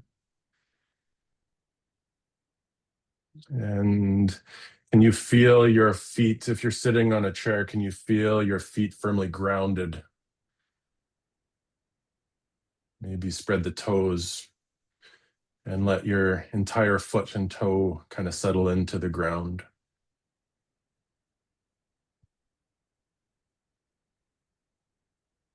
And now lift from the front of your armpits and allow the back of your shoulders to relax down and back. And that might feel like your heart and upper chest kind of stay lifted and not collapsing.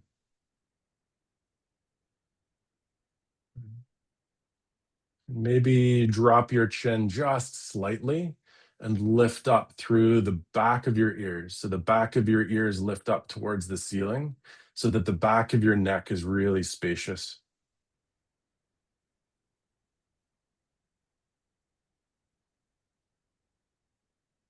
And can you now bring your attention and awareness to sound? And be receptive to all the sound in your environment.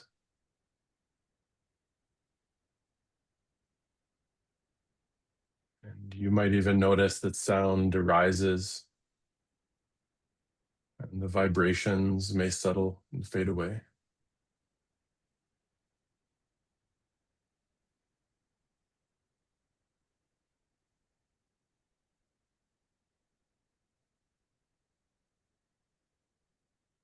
Now notice if there's any sensations in your body, physical sensations. And notice what part of your body that drew your attention the most when I said that.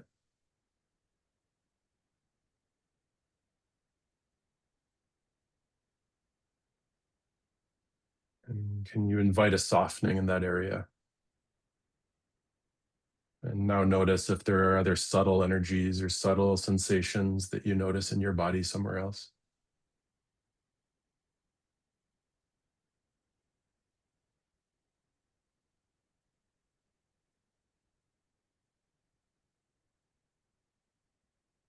And now not trying to change a thing. Can you notice your breath?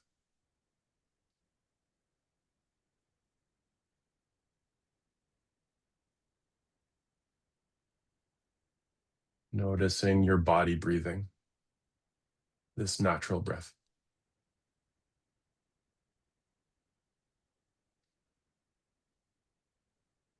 With a relaxed belly, noticing the inflation on your inhale.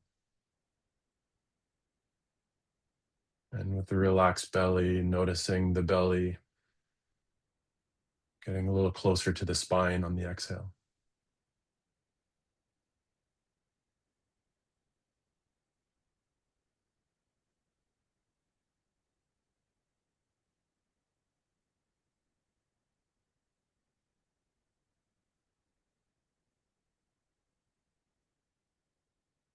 Now I want you to slightly constrict your throat around the glottis muscles so your vocal cords just start to tone. So they start making a sound. Perhaps the sound like the shore of an ocean, or like the gentle rustle of leaves in the canopy of trees in a gentle breeze.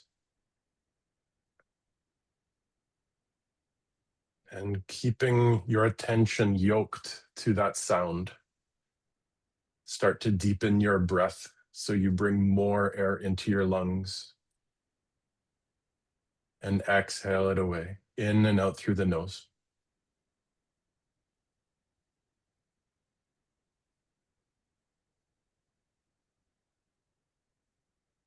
Now taking a full breath in with this Ujjayi breath all the way to the top of the lungs.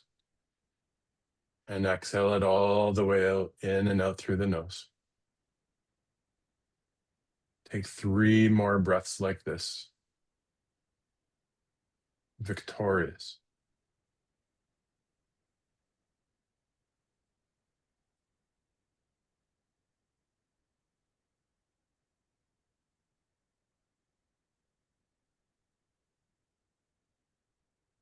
And when those 3 breaths are complete,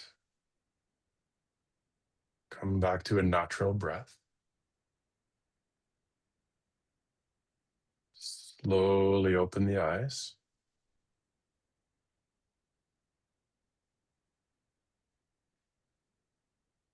And we'll continue.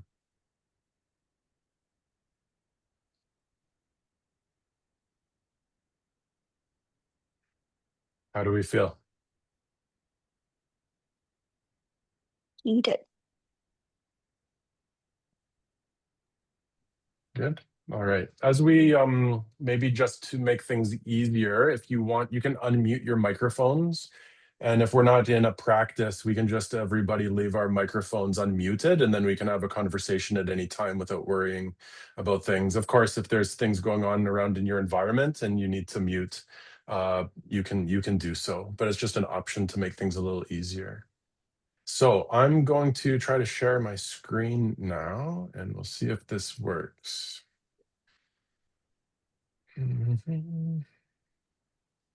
Stop to its sound. Share. Okay. Can you see this? Should be a presentation.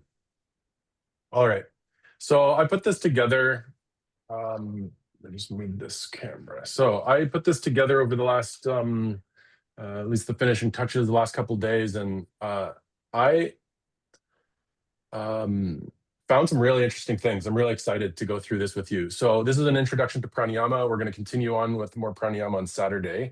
So just to kind of outline what we're going to do today is we're going to go through some basic energies, subtle energies of the body from a yogic perspective. We'll get into that. We'll do three calming pranayamas tonight. So we're not going to do any energizing pranayamas tonight. It's too late in the evening.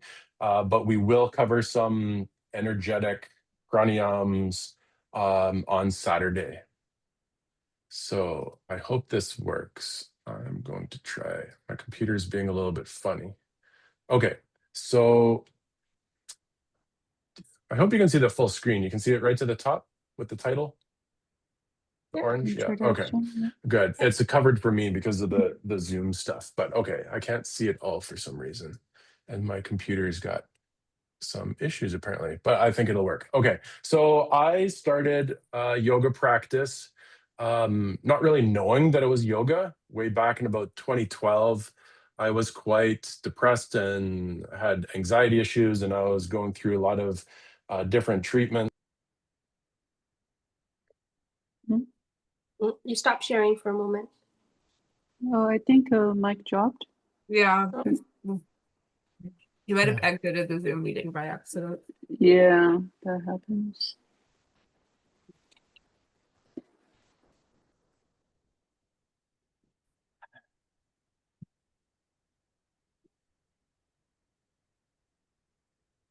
I hope he's not talking thinking that we're all there. I was thinking the same thing. Yeah, he was just getting started. We Yeah. were all on the edge of our seats, eh? Yeah.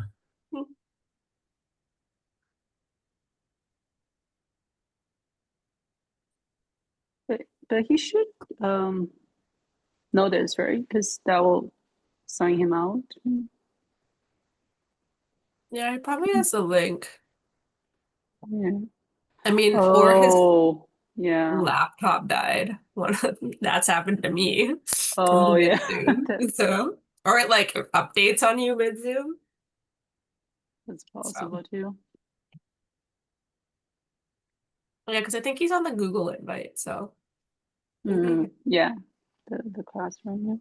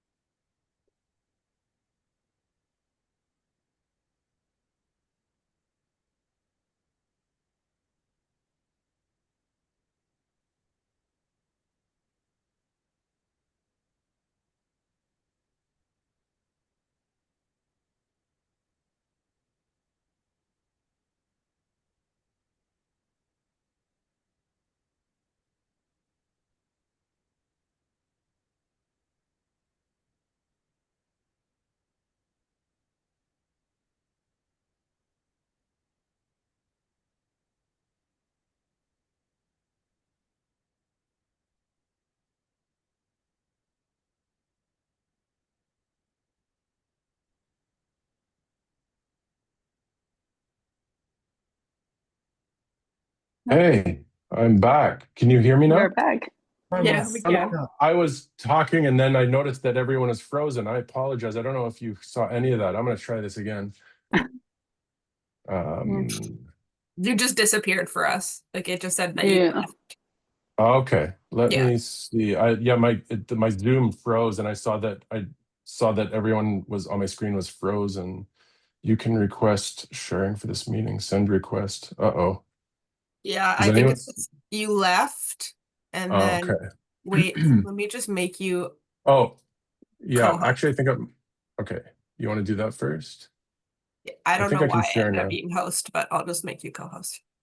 Okay, yeah, I think it defaulted to you when I got kicked out. Okay, I changed it host to you. Okay, cool.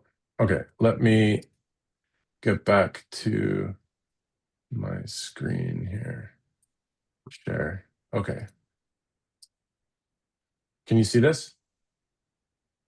Yeah, we can see your whole screen. Yeah. Okay, now can you see the one slide? Yeah. Yes. Okay, cool. Okay, let's try this again. Hopefully it doesn't drop out. I apologize. I'll try to make up some time. So yeah, this is just a little back. I don't know if you saw this. This is a little just background of some of my trainings that I've taken. I started meditating in 2012 and then eventually did my 200-hour at Kushala Yoga Port Moody in 2022. And I started teaching right away. So I've only been teaching for about 3.5 years. And I hope that is an inspiration to you all, that you don't need 10, 20, a whole lifetime of experience teaching to be an influential and impactful teacher. You can become an impactful teacher right away. So don't be shy of getting out there and spreading what you think is valuable in yoga.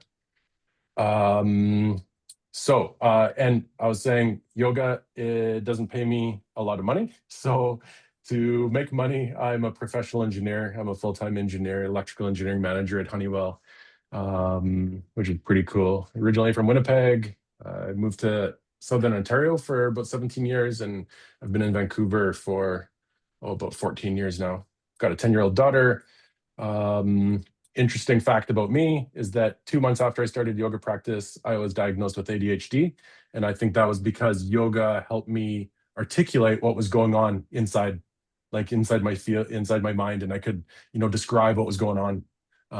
So that's an interesting thing. So let's get right into it now. So I want to start with prana. Have you guys talked about prana at all in your course? No. No? Really, no. Okay. Yeah. Okay, great. But I'm sure some of you who have had a yoga practice for quite a while have at least heard this word. And I'm going to give you a couple of definitions of the word. There's also definitions in your guidebook, which I'm not going to go through the guidebook with you today, but that's there. It has similar information. So it might be interesting how it's phrased differently, because there's a million different interpretations, especially of Sanskrit. Sanskrit can be interpreted in many different ways a lot of times, so that's really fun as well to get different perspectives. So prana is derived from the Sanskrit word pra, meaning to fill, and the root word is an, which means to breathe or to live. So this is a quote by Shiva Ray. So thus prana commonly translates as air, breath, spirit, life force, energy, or subtle energy. Okay, and before we talk about it, here's one more definition by Swami Satyadharma Saraswati. Prana is like a vast, all-encompassing sea of vital energy. And from that sea of energy, we gain everything we need for life. Okay, so simply put, prana is energy. And everything in the universe is made from energy. And there's different types of energy. And I love that these definitions kind of are the same as current scientific understanding, that everything in our universe is at its fundamental nature is made of energy, right? All matter is made from energy. If you get into string theory and subatomic theories, it all kind of relates to this. Everything's made of energy. Now in yoga, when we talk about prana, we usually refer to it as the energy of breath or breath. Some people say it's air or breath. So sometimes we'll be like, okay, breathe. Like if you're breathing, we're saying, okay, that's the prana coming in. There's other type of prana, right? You can eat food and get energy that way. But the biggest use of the word of prana usually relates somehow to breath. And through that breath, we stay alive, right? We need to breathe to stay alive. So that's where this life force energy is coming in. We're breathing and we stay alive because it gives us this life force in our body. Okay. Before we go on, does anyone have any comments or questions or other perspectives about what prana is? Yeah, go ahead. Jovian. For sure. I just really like the concept. I like how you're connecting it with prevailing scientific understandings right now. I just share that the little bit that well, I guess not a little bit, but a medium bit that I've dabbled in the West African and Brazilian art of capoeira. They refer to energy as ashe, which is an all-encompassing energy from which the life force is drawn. So it's just fascinating that that's a concept that's shared across many traditions. Yeah, and this is, I love different perspectives, and I like the word map, and we'll get into map. Like there's different maps, which are basically a tool to show you how things can relate. And there's obviously different maps. So in yoga, the map of energy is prana. In China, traditional Chinese medicine, if anyone of you are familiar, the map of energy is called qi, right? So there's different kinds of qi. It all relates to the same thing. There will be subtle differences and described differences because it's a different map. It doesn't make any map wrong or right. It's just a different description and way to understand what's happening in our bodies and around and everything that's happening around us. So yeah, I love that other perspective and that they tie in. It's yeah, I think that's interesting too. So the next concept, and these are important concepts before we get into pranayama because they all relate. So there's this concept called nadis. And nadis mean, in Sanskrit, it means little river, okay? And we normally, the normal translation of nadi is a channel or energy channel. So this is a beautiful description of why I use the word map, because here's a drawing on the right-hand side showing a map of nadis in a human body. So nadis are said to be channels which carry energy through our body, and there's different kind of energies, right? So these channels can carry air, water, blood, nutrients. There's other substances in the body. Nadis can also carry subtle energies as well. So there can be channels, nadis, that carry sensations, consciousness, and even spiritual auras through our body. So these are subtle energies, and this is where the map is even more than what our Western scientific maps will show, right? Our Western scientific maps show, okay, we've got nerves and blood vessels and that's one map. This map from yoga is called nadis. So they're not exactly nerves. Some nadis might line up with nerves, but it might not be exactly. This is more of how things move and feel in different ways through our body. And depending on the ancient yoga text that you draw upon, some texts say that there's 72,000 nadis in our body. Other texts say there are up to 360,000 nadis in our body. So which is right, which is wrong? I don't know if it really matters. It just means that there's a lot of stuff going on in our body where energy can move through. Interestingly, though, even though that there's so many, most yoga texts only describe a few of them and not usually more than 20. And there's only 3 that are vital, and the 3 that I really want you to understand for your 200-hour and even beyond. Usually there's 3 that we really focus on. And has anybody heard of the nadis before? Even before I flip screens, does anyone know what they are? Jovian? I've just heard of them. I don't think I'm ready to say what they are. Okay. Well, here you go. So the Ida, Pingala, and Sushumana. So these are the three main, primary, and vital nadis in the yogic map of energy channels. Okay, so here's a drawing on the right, which is a map of roughly where it's said that the nadis go. So the most important nadi is the Sushumana.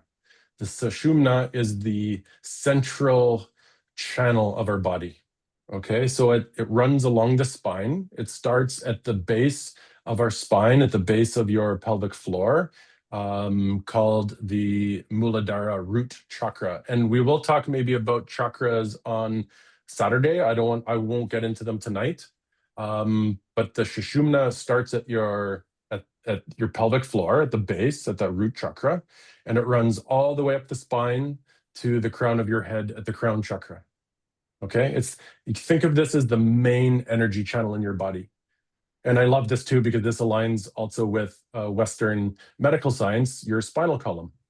It's your central channel, all the nerves, all the information, the control center of your entire physical body runs up and down the central channel. So that's called the Sushumana.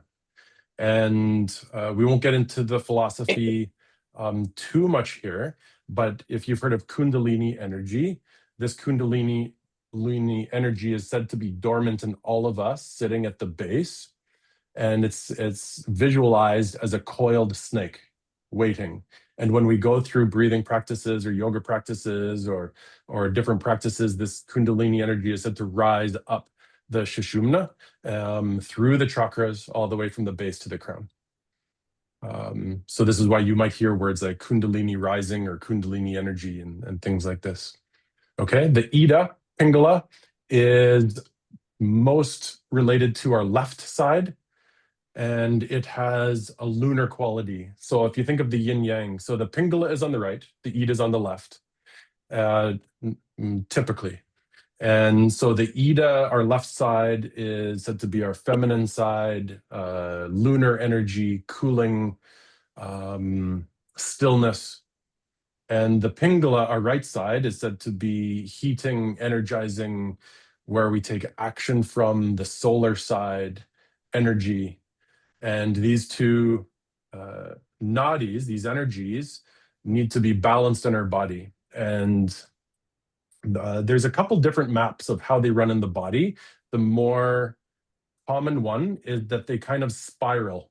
So they don't just crisscross, they're actually spiraling they start at the root chakra and they spiral all the way up to meet the third eye, which is in the center of your forehead, but they also come down and come to the nostrils. Okay, so it's often said that they end in the nostrils, but they actually end in the third eye. There's just a piece that comes down into the nostrils. And every time they cross is a chakra. So those are the colors that you see on the screen, and we'll get into those areas. So interestingly, there's 7 main chakras, but anytime you've got nadis crossing, you'll have a chakra. So there's thousands of minor chakras in your body, but almost always we just say there's 7 and we look at the 7. It's where energies cross. So you can have energies pooling or get stuck or flow through. So you can think of it that way.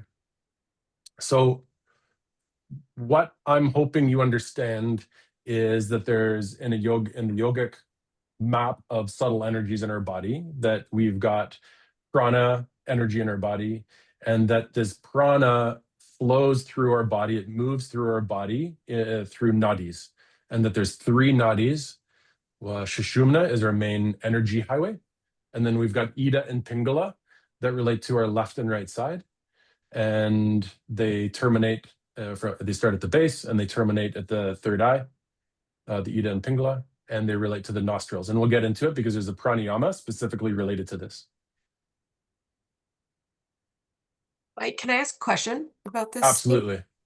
You said the Ida is feminine, is that right? Is this on the left side? Correct. I'm just curious, in the image above, it has Shiva left brain masculine. Good catch. So it's left side, but right brain. Okay. And Pingala is right side, left brain. And this is so awesome because because the left side of our brain typically controls our right side physically, and the right side of our brain typically controls our left side of our body. So that actually matches what happens in the map of our Western medical science. So if you talk to, right, I don't know if you've heard about that. So typically the control centers of our brain, it crosses sides. So that's where that comes from, and it matches the yogic system. Great, thank you. Yeah. So yeah, like I said, we'll talk more about chakras on Saturday, and also vayus. So vayu means wind. So, and in this context, it means the flow of energy. And the flow of energy, we call that a wind, a vayu. So there's different vayus, different directions and movement of energy in the body. So we can talk about more about that on Saturday. I don't think we'll have time to talk about it today, but I just wanted to mention how this all relates. So energy prana, it moves through nadis. The movement or the wind is sometimes called vayus. There's specific vayus. That's in your guidebook. We'll get into it on Saturday. And that there's 3 main nadis that you should understand. Sushumana is the main, and then the Ida Pingala. Okay, and we'll do a practice about that actually shortly. Yeah, that's going to be the next one we do. So, but before we can practice pranayama, we need to know what pranayama is. So, pranayama, it's actually quite a few different things. Pranayama, have you talked about the 8 limbs of yoga yet? No? Okay. So the 8 limbs of yoga comes from Patanjali. Patanjali was a great sage, or maybe he was a great sage. We don't actually know if he was a person, but let's assume he was a person. Patanjali, great sage in ancient times that created the Yoga Sutras, right? And in the Yoga Sutras, this description of what yoga is, he describes the 8 limbs of yoga. So yoga, from Patanjali's perspective, is broken up into 8 parts. There's yamas, niyamas, which are ethics, asana, which is the physical postures that many of us think is only yoga, but that's only one part. And then pranayama is the fourth limb. Okay, and then there's meditative limbs after that that's you'll probably get into in another part of your course. So pranayama is, yes, a limb of yoga, and prana means, like we discussed, breath, air, life, energy. And ayama means to stretch, extension, expansion, length. It can also mean regulation, restraint, and control. Okay, so yama is restraint or control. So most often, pranayama will be defined as control or restraint of the breath, or breath exercises. You're deliberately controlling the breath. Okay? However, I don't want to get into a Sanskrit lesson here too much, but when you see a little line over the A in the English spelling of a Sanskrit word, there's actually a written language, but in the English version, the A with the line over top of it, usually it can mean a couple things. It can either mean that 2 words have been put together, like prana and ayama, and that the first word ends with an A and the second word starts with an A. So the A over top kind of means it's an AA, it's a double A. It can also mean that if the word starts with an A over top, like I've shown here in ayama, it's an intensifier. So yama, Y-A-M-A, yama means to restrain. So an intensified version would be to really restrain. And that's what most people say the definition of. However, I'm explaining this because if you didn't have a line over top, and we wrote this a line over top meaning prana and ayama without the line over top, it would mean if a word starts with an A, just a regular A, it means the negative or opposite of. So ayama would then mean to unrestrain. Okay, and the reason why this is important, because I want to play you this clip on Spotify it's part of a web. It's part of a podcast by Michael Stone. He's one of my biggest influences in my journey. He's no longer with us, but he was a yoga teacher and Buddhist teacher in Toronto and then Vancouver, and his wife lives on the islands. So I want to play you. It's just a couple-minute clip. So I want you to listen carefully about his description of what pranayama is. I hope you can hear this. Can you hear that? It's like a buzzing, right? It's like a buzzing. They're oming. He's going to talk soon. Doesn't that taste so good? So the first form of pranayama that we're going to practice is called Ujjayi pranayama. Jai means victorious, U means up, prana is the energy of breathing, and ayama is to unrestrain. So we're stretching victoriously all the threads of the breath to unrestrain the prana, to uncondition the prana, to set your nervous system back at factory settings when you were born. Tabula rasa. So we're ayamaing the prana. So we're taking prana, which is not actually your breathing, it's the energy of your breathing, and we're unrestraining it. So the energy of your breathing, whether it's inhaling or exhaling or everything in between, is very conditioned. It's conditioned by your samskaras, which is actually where you get the English word scar. So it's conditioned by all your scars. Scars of your gender, your culture, the scars of Stephen Harper, scars of your childhood, all of your injuries, the Keystone XL pipeline, or is that a pipeline? Can't remember. Anyways, so all these scars can be found inside of your breathing. So when you practice pranayama, you become a connoisseur of breathing, the way people can become connoisseurs of wine. And you take such interest in your breathing that the first thing you notice is that in the energy of your breathing, there are all kinds of grooves, habits, patterns, emotions, really ancient ideas that you forgot, images, little films of your past, all inside the breath, your nervous system, your immune system. And so we become connoisseurs of the breath to start using the practice to comb through all the layers of the prana. Does this make sense? And in doing so, you get ayama, which means the unrestrained prana, which is basically, as we were just chanting, the nature of the universe. We'll get to that maybe next week. Today we'll do a little technique next. All right. So I hope you enjoyed that perspective about his definition of pranayama and kind of what we're doing when we practice, right? We're really getting into the subtleties of breathing, right? Like he said, to become connoisseurs of our own breath. And so much stuff, our whole lives show up in our breath, right? So let me put this back into presentation mode. Okay. Yeah, so when we breathe, what happens in our mind? Just a little cartoon. Am I in the moment? Is this the moment? How will I know if I'm in the moment? I'm hungry, I want chips. So a lot of stuff happens when we get quiet and just breathe. And you're not alone when this happens.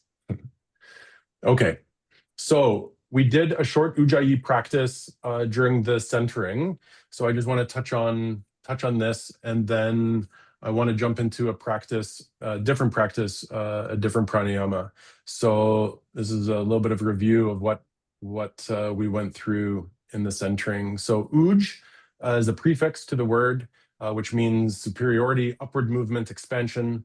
Jaya means victory, conquest, triumph, right? So Jai Yoga, Jai means victory. Victory yoga, that's what the name means. And Ujjayi pranayama means victorious breath. Okay. So what are we victorious over? What battle are we fighting? Why is it called a victorious breath? Anyone can share. I was actually going to ask you why victorious? What does that really mean? Yeah. What does it mean? How did you feel when we practiced it only for like a couple of minutes? More centered than before. Okay. Calm. Yeah. Yeah. Calm. Yeah. Yeah. I do feel heated, and I'm not sure if it's because my dinner or is it because the breathing. Ujjayi is a warming breath. So when you breathe in through the nose, the air gets is warmed and moisturized. And it is said to be a warming breath. So it does warm the body using the breath. Yeah. Okay. So it is a calming breath, but it is a warming breath. So yeah, what is it? What are we victorious over? I can let you, I'll let you mull over that. But I think it has something to do. I don't know if I don't have all the answers, right? I'm just sharing what I know. I don't have all the answers. But I think from, if I would have to hazard a guess, and from what I know, is that we become victorious over our mind. We become victorious over ourselves. We get calm, right? Like, who said it? Was it Jovian? You said, I felt calmer. Yeah, that's a victory right there. If we can stay a little calmer than we would have been, that's a victory, right? So Ourselves, yes. Yes.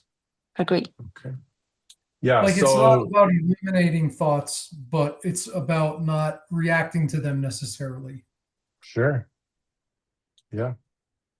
Right. So Ujjayi, basic practice of Ujjayi, you generally do it in a seated posture. Anything will work, any meditative seated posture. You can do it in other postures too. You can do it standing, you can do it lying down. If you're doing it seated, the texts like BKS Iyengar, Light and Pranayama. So this is a big, thick book by BKS, and it goes in very details. He says he'll describe it as lowering the chin and doing Jalahanda Banda. I might touch on bandas. It's a throat lock. So when you lower your chin, it constricts your throat naturally. So this would make sense in Ujjayi when you're deliberately trying to constrict the throat a little bit. So it helps with that. Slow, deep, full breaths in and out through the nose. Okay. Sometimes I didn't teach it this in the centering, but if I do it in class for 5-10 minutes, I would normally offer a short pause. It's also called a kumbhaka at the top or bottom of the breath, right? So you could say, slowly breathe in through the nose, small pause at the top of your breath, and then a slow exhale, maybe a short pause at the bottom, right? So you can add in these short pauses. It's not mandatory, but it depends on what your intention is, or what kind of breath you want to cultivate. So the reason why we make sound is it becomes an anchor point for your attention. So the sound it makes doesn't have to be loud. It just has to be loud enough that you can hear it.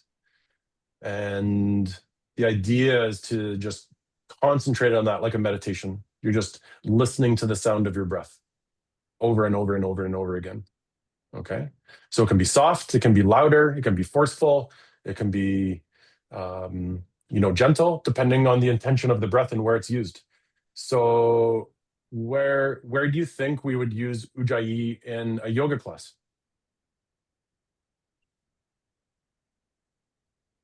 When? When would we use this, and why would we use this in yoga class? At the beginning of class, just to bring everyone into that present moment. Yeah, that'd be a great idea. Do it at the end as well. Yeah. It's like I guess, victorious over like your practice and then your mind. Yeah. Yeah, you can bring in that theme or idea of victory over yourself. Yeah. Maybe Tadasana to set up for subsequent standing poses to center and to energize to get ready for them? Yeah. And if you're in a vinyasa class, you can do Ujjayi from start to finish. Right? That would be probably, I would say that's a little more advanced, because I do find that people easily lose control of the breath, especially in an asana class. They like so much stuff to do, right? I got to put my left foot here and my right foot there, and I got to look in a different direction and do this and do that, and now I got to breathe as well. It's a lot to remember, and people forget. And but if you can get into that meditative state with that Ujjayi breath, it can be a powerful thing to do, to incorporate it into your asana practice while you're holding poses, and also as you transition, right? It can be interesting to, so if you're moving from one pose to another, is use that breath. And as you, especially in the exhales, usually it depends on which way you're moving, but say for example, if you're in Warrior 2 and then you're gonna switch to Trikonasana triangle pose, you could do that transition deliberately on an exhale as you're doing Ujjayi Pranayama. And then as you exhale, you transition through that, 4, 5, 6 seconds, nice and slow. You can incorporate it into transitions in well. So you can use it so many places. So many places. It can also be combined with other pranayamas. So we'll get into that as well. We'll get into Nadi Shodhana. So let's, I want to get into Nadi Shodhana because we can actually get into a practice. But before we move on,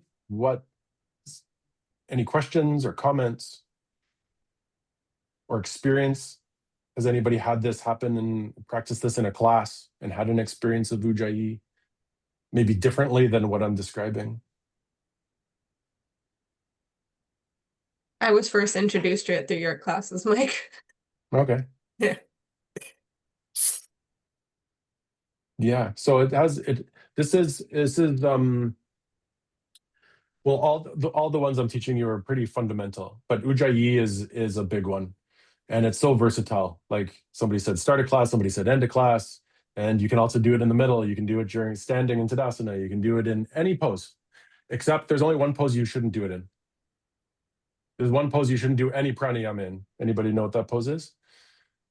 Savasana. Savasana? Yeah, Shavasana. Shavasana, you let go of breathing. No breathing technique in Shavasana. Okay, so Nadi Shodhana Pranayama, and we're going to practice this. Actually, I was hoping a couple of you would practice teach tonight as well. So we'll see. I'll lead you through first, and we'll go through the others, and then if we've got time, we still got more than an hour, so maybe a couple of you might even practice any one of these pranayamas or any other pranayama that you know. But let's first go through Nadi Shodhana. So Nadi, we talked about nadis earlier, so this is how it ties in. So Nadi means channel, flow, conduit, right? Is that tube, the little river. And Shodhana means purification or cleansing or clearing. So Nadi Shodhana means channel clearing or cleansing of the energy channels. Purification of the nerves is another translation. Okay. Normally in an English yoga class, the yoga teacher probably will say alternate nostril breath. Mm-hmm. How do we get alternate nostril breath from cleansing of the energy channels? That's quite different translation, but it's because it's what we're actually, the physical action of what's happening. So let's practice this. So take a comfortable posture. It can be any comfortable posture. You can do this standing, you can do it seated, you can do it kneeling, but just find a comfortable seat and make yourself comfortable. Do all the little fixings that you need to, so you can feel supported and stable and start to quiet the movement of your body relatively. Okay. And then place your left hand on your knee and put the back of your hand on the knee and bring your index finger and thumb gently to touch. Okay, that's called Yana Mudra. Okay, and then take your right hand And take your index finger and middle finger and curl it in to the base of your thumb or the center of your palm. And then you're going to use your thumb and your ring finger to gently close your nostrils. Your thumb is on your right nostril. Your ring finger is on your left nostril. Okay. And I want you to not put your fingers right at the base of your nostril, but just a little bit up. So it's a little bit below the bone or the cartilage there. And it's going to hit just a very gentle touch to close left and right. Okay. But before we begin that, I want you to take a breath in through both nostrils. And then exhale through both nostrils. And then gently close your right nostril with your thumb and inhale through your left. Take a full breath in there. And when the breath is complete, switch your fingers so you breathe out through your right. And complete that exhale all the way to the bottom. And now inhale through the right. At the top of the breath, switch your fingers, gently exhale through the left side.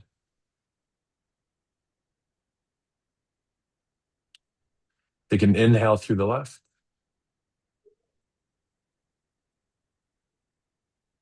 Switch your fingers, exhale right.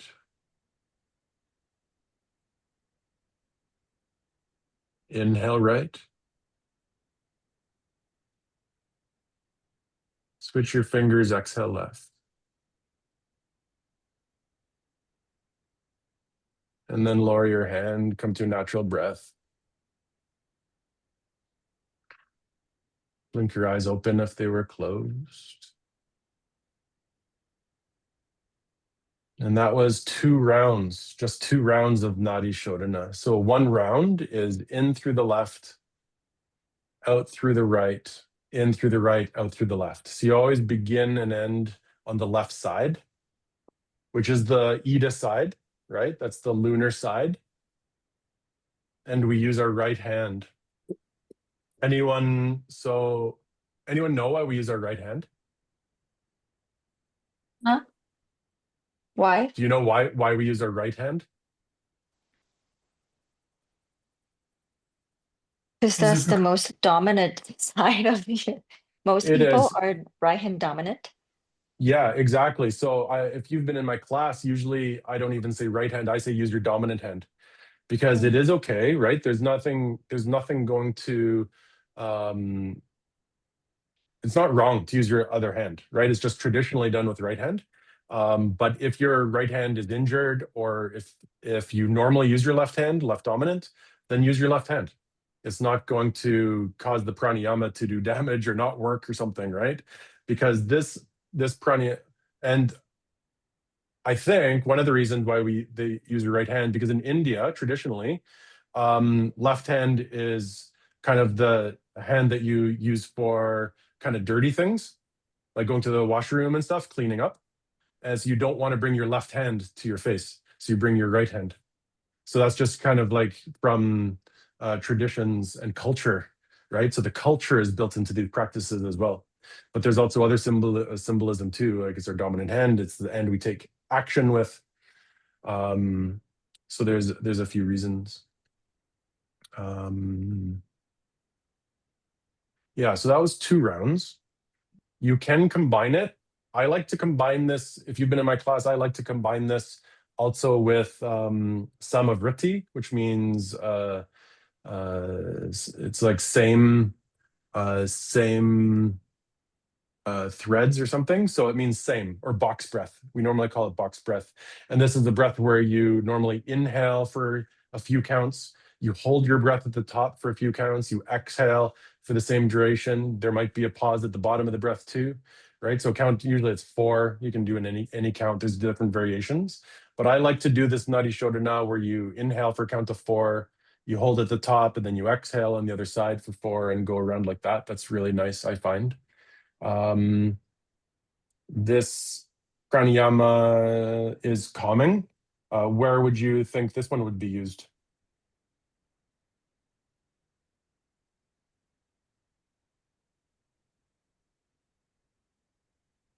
Probably the same places.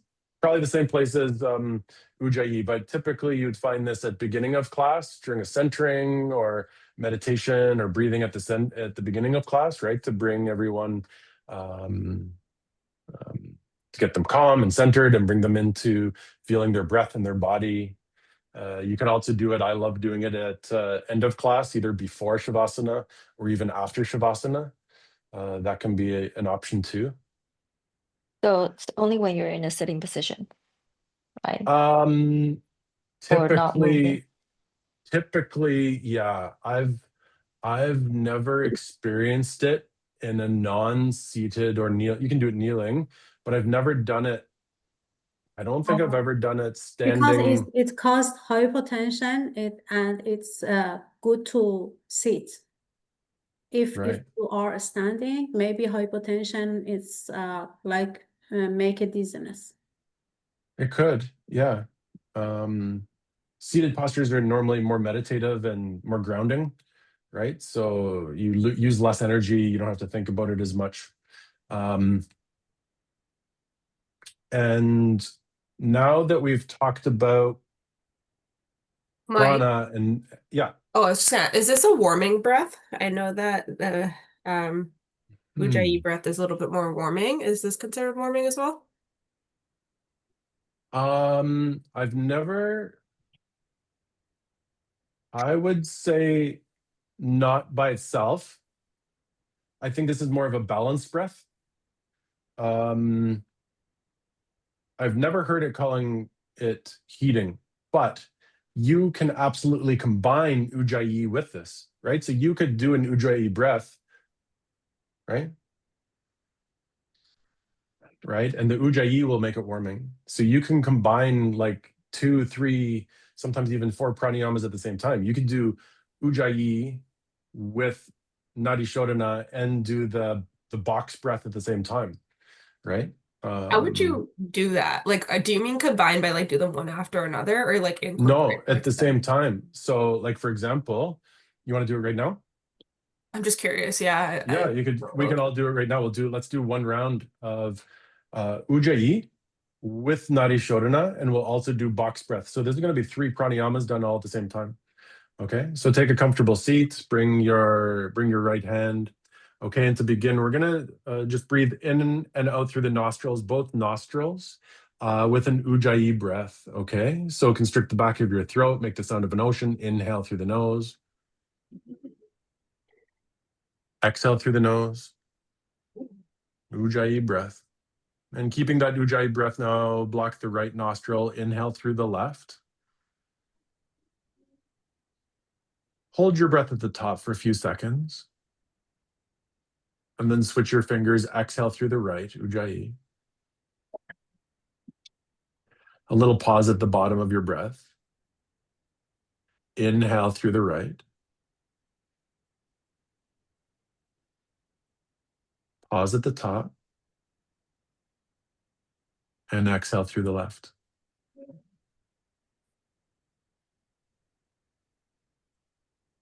And then release your hand, come to a natural breath. So what did you feel or experience there just with the one round? I struggled with focusing on box breath, or not box breath, with the Ujjayi breath at the same time as the Nadi Shodhana. But the box breath made like that was more natural, but I found it hard to think about constricting my throat at the same time. Absolutely. And that's what I've said. Yeah, I think both of them make hypotension, and together, I think it's not. For me, it makes dizziness. Interesting. I really liked it though.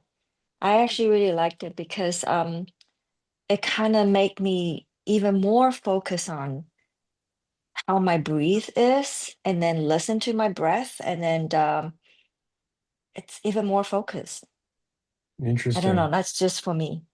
Yeah, and that's like we said at the beginning, everyone is going to have different experiences and a different perspective. So I've never taught Ujjayi with Nadi Shodhana. I kind of have the same feeling as Angelina that it adds a little bit too much to concentrate and kind of explain and together. But if you have an intention that you want to do it, you absolutely can do it, right? I would just say have an intention. So Angelina said, is this a warming breath? I said, no, but you could make it warming with Ujjayi. So if you wanted to, balance kind of left and right side for some reason through a Nadi Shodhana Pranayama, right? You're balancing Ida and Pingala, right? These energies you're balancing. That's the purpose of Nadi Shodhana, that we're balancing Ida and Pingala, right? Because they flow through left and right. So if you wanted to do that, but you also at the same time wanted to warm the breath, then yeah, you could introduce Ujjayi, or you could do it separately. But yeah, I really appreciate you having different experiences, because it shows that it's going to have different effects for different people. Okay.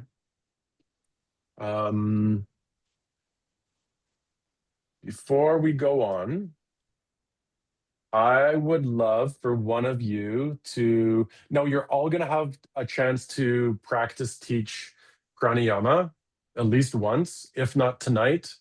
Most of you, or the majority of you, on Saturday, because we're going to have way more time on Saturday, and we're also going to practice other pranayamas as well. But does anyone right now want to try practice teaching maybe like 3, 4, 5 rounds of Nadi Shodhana to the group right now? It can be a simple, it's not combined, just a simple Nadi Shodhana breath. I can try, because that's very new to Absolutely. me. Yeah, the first Okay. time I experienced that is with your class. I have never breathed that way before. Mike, Okay.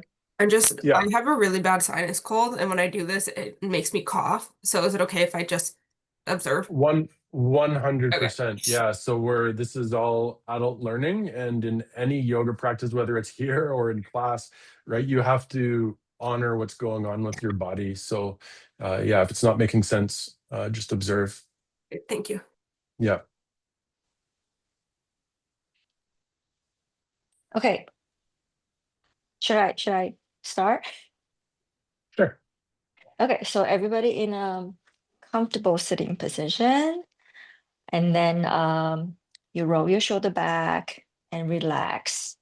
Settle your shoulder blades into your spine, and then place your left hand on your knee, and then the palm facing up. So try to have your index finger touching your thumb. And then with your right hand, raise your right hand close to your nose. So before that, what I want you to do is with your index finger and your middle finger together, and then try to press it down to the palm, the metal part, the bottom of your palm. And then with your thumb and your ring finger touch, that's the 2 finger that we're going to be using throughout the breathing exercise. So place those 2 fingers on your nose, not on the bottom base, and sort of like right around your bones there. So first of all, I want you to not to squeeze yet, to take a deep breath in through your nose. Inhale. Exhale slowly through your nose, and take another one. Inhale and exhale. And right now, what I want you to do is to press use your thumb, pressing the right side of your nose. Inhale through your left side. And, oh, do I exhale from the right now? You tell us. Okay. Okay. Exhale from the right. Let go of your thumb. Now inhale through your right. And then exhale through your left. And now inhale from your left side. And press your left finger down. And then exhale from the right. Okay, it's very, very hard for me to talk and then breathe at the same time. Okay, now inhale from the right again. And exhale from the left. All right, we're gonna do it one more time. Inhale through the left side. Exhale through the right.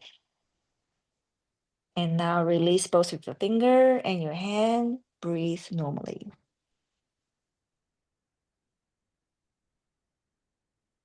Okay. Great. I think you That's have to stop with the left side and you end with right. Start. Okay, start. Yes. Start with the left and end with the left. Yes. Yeah.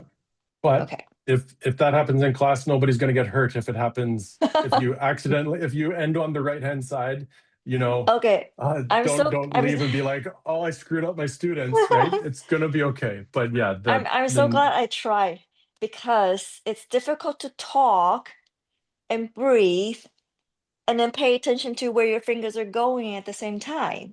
Right. So what would you do in class instead of doing that? Because if I'm a teacher, I'm just gonna demonstrate by putting my hands on the nose. But am I really doing that? Nobody know.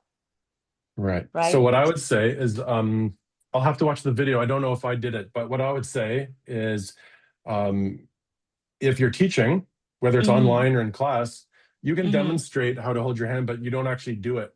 You're the teacher, so you're Yes. going to watch your students. So you keep your hands in your lap or wherever you want, and you just describe what the motion is. So then, yeah, your hand's not on your On your you're not face. actually breathing, right? Yes.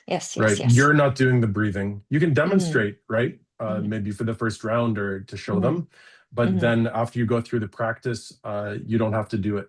You just teach it. So that will take care of that problem. Yeah, makes sense.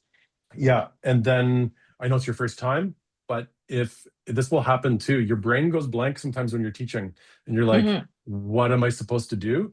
It's okay. Just keep breathing. Just right? keep going. And Yes. whether you have to start on the left or right, that's fine. After class, you'll go, what was I supposed to do? You go back in your notes or read your books and stuff, and you'll be like, oh yeah, I'm supposed to start and end on the left. I'll do that next time. But it's okay. It's okay to get it wrong. Yes. Just as it's better to keep, I think, the students in the BOV, in the mood of the class, right? In the experience, right? Yes, the buff. It doesn't have to That's be what perfect. Yeah. Yeah, nice job. Awesome. It's good to practicing. Otherwise, I don't know. Yeah. Anybody else want to try, or do you want to wait for the next one? Nobody. Okay. I'll try the next one. Okay. All right. So, any other comments about this one? I do have a question though. This is interesting way of breathing, and then I read the book that we have, the textbook, but really, what is the benefit of this breathing technique? Yeah. Ping, Araceli, Leanne, what did you feel when we did some of this breathing technique? It was a little bit difficult for me because I do have a cold as well. So my one nostril is like a little bit blocked and then the other one is fine. But I think it's more like a cleansing, like equalization between both sides. That whole movement of going in one and out the other and then in, and then the reverse back. So just like a clarifying or cleansing of the breath. Yeah. Yeah. Yeah. And I'd also say that it's typically a calming, right? So you get relaxed, and also focus too, right? Because you have to think like, okay, I'm going in now, I'm going in one side, I'm going out the other side. So a little bit of focus too. So you're not like thinking about, oh, what am I going to do later? What's, what is this practice going to be like? You're kind of just like in the zone of Breathing. Yeah. Yeah, I like that one. I like that one because that's what I mentioned earlier, that I feel like I am even more focused on what my breathing is. Like what am I doing? And I think in usually the human in breathing, one nozzle canal used more for somebody the left side, and for somebody right side is dominant. If you breathe with Nadi Shohana, you can balance them. Oh, really? Yeah. That's interesting. So that really Yeah. happened to human Yeah. being. Like we don't always use the both side Yeah. like simultaneously Yeah. equally. Oh, No, interesting. so actually naturally, this is a natural process. You will naturally breathe through one nostril for a Yeah. while, and Yeah. then it'll switch to the other. Oh, And wow. I can't remember, and it goes back and forth, and I can't remember the timing. I think and it's changed over a period of time. It's changed, and that it might be because of pollution or environment or something. But like 100 years ago or 200 years ago, they measured it, and it was I'm going to get the numbers wrong, but just as an example, it used to switch every 45 minutes. You would breathe in one Wow. nostril for 45 minutes, and then your body would naturally start breathing through the other nostril. And now it's reduced. It's like 30 minutes, or it's less than what it used to be. But it's on that order of around 45 minutes, 30 to 45 minutes. Your body will just naturally go back and forth. Now, of course, we all are built differently, and people have different, nasal construction, and maybe there's blockages and stuff like that will be unique for each person and maybe swayed on one side for some people. But average people will alternate back and forth naturally every 45 minutes. Oh, wow. Okay, that's Mhm. really interesting. You learn Mhm. something every Yeah. day. Yeah. And if you really, I can't do it, but if you really pay attention, some people can notice which side is dominant at what time. Yeah. And some I might people even play. I've taught a version of Nadi Shodhana where you don't even use your hands. You just put your hands in your lap, and you try to do Control. it, or you try to control on your own, or just visualize. So just visualize so you just visualize on your inhale, breathe in through the left nostril, and then visualize exhaling through your right. And visualizing in. Yeah. So it's kind of neat. And there's some you can use your hands to go in sync with your breathing, just for something to do with your Wow. hands at the same time. So that's interesting. Okay, so talking about this is something I learned just a couple days ago. I got it. I'm trying to switch my screen. There we go. So Nadi Shodhana, yeah, it's some complexities there, but it's pretty easy to do. It's used in so many different styles of yoga class. I've seen it in yin classes. I've seen it in hatha. I've seen it in vinyasa, even in a power flow class at the beginning or end, right? So I've seen this, it's suitable for beginners. Somebody who's never practiced yoga before, you could teach them Nadi Shodhana on day one. So I read this in BKS Iyengar in the Light on Pranayama. He says Nadi Shodhana is the most difficult, complex, and refined of all pranayamas. I just read this a couple days ago, and it floored me. And he says it's the ultimate in sensitive self-observation and control. When refined to its subtlest level, it takes one to the innermost self. It requires constant, meticulous attention and firm determination.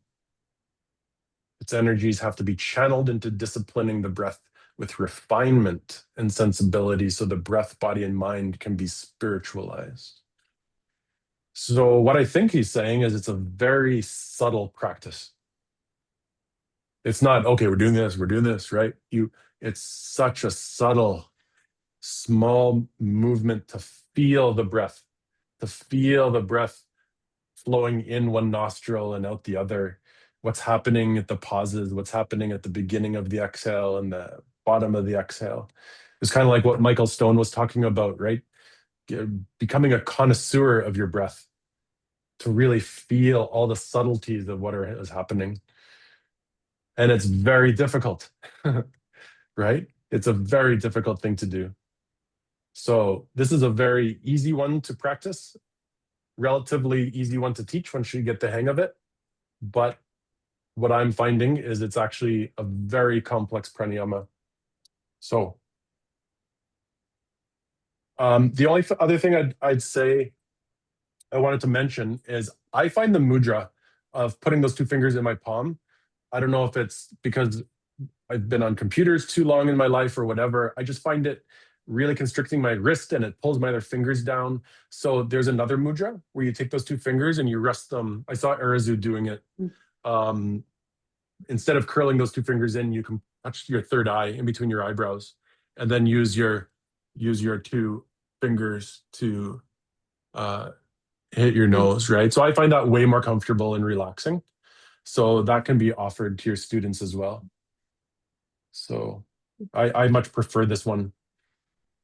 It's usually, Yeah, I have a difficulty to bend these fingers.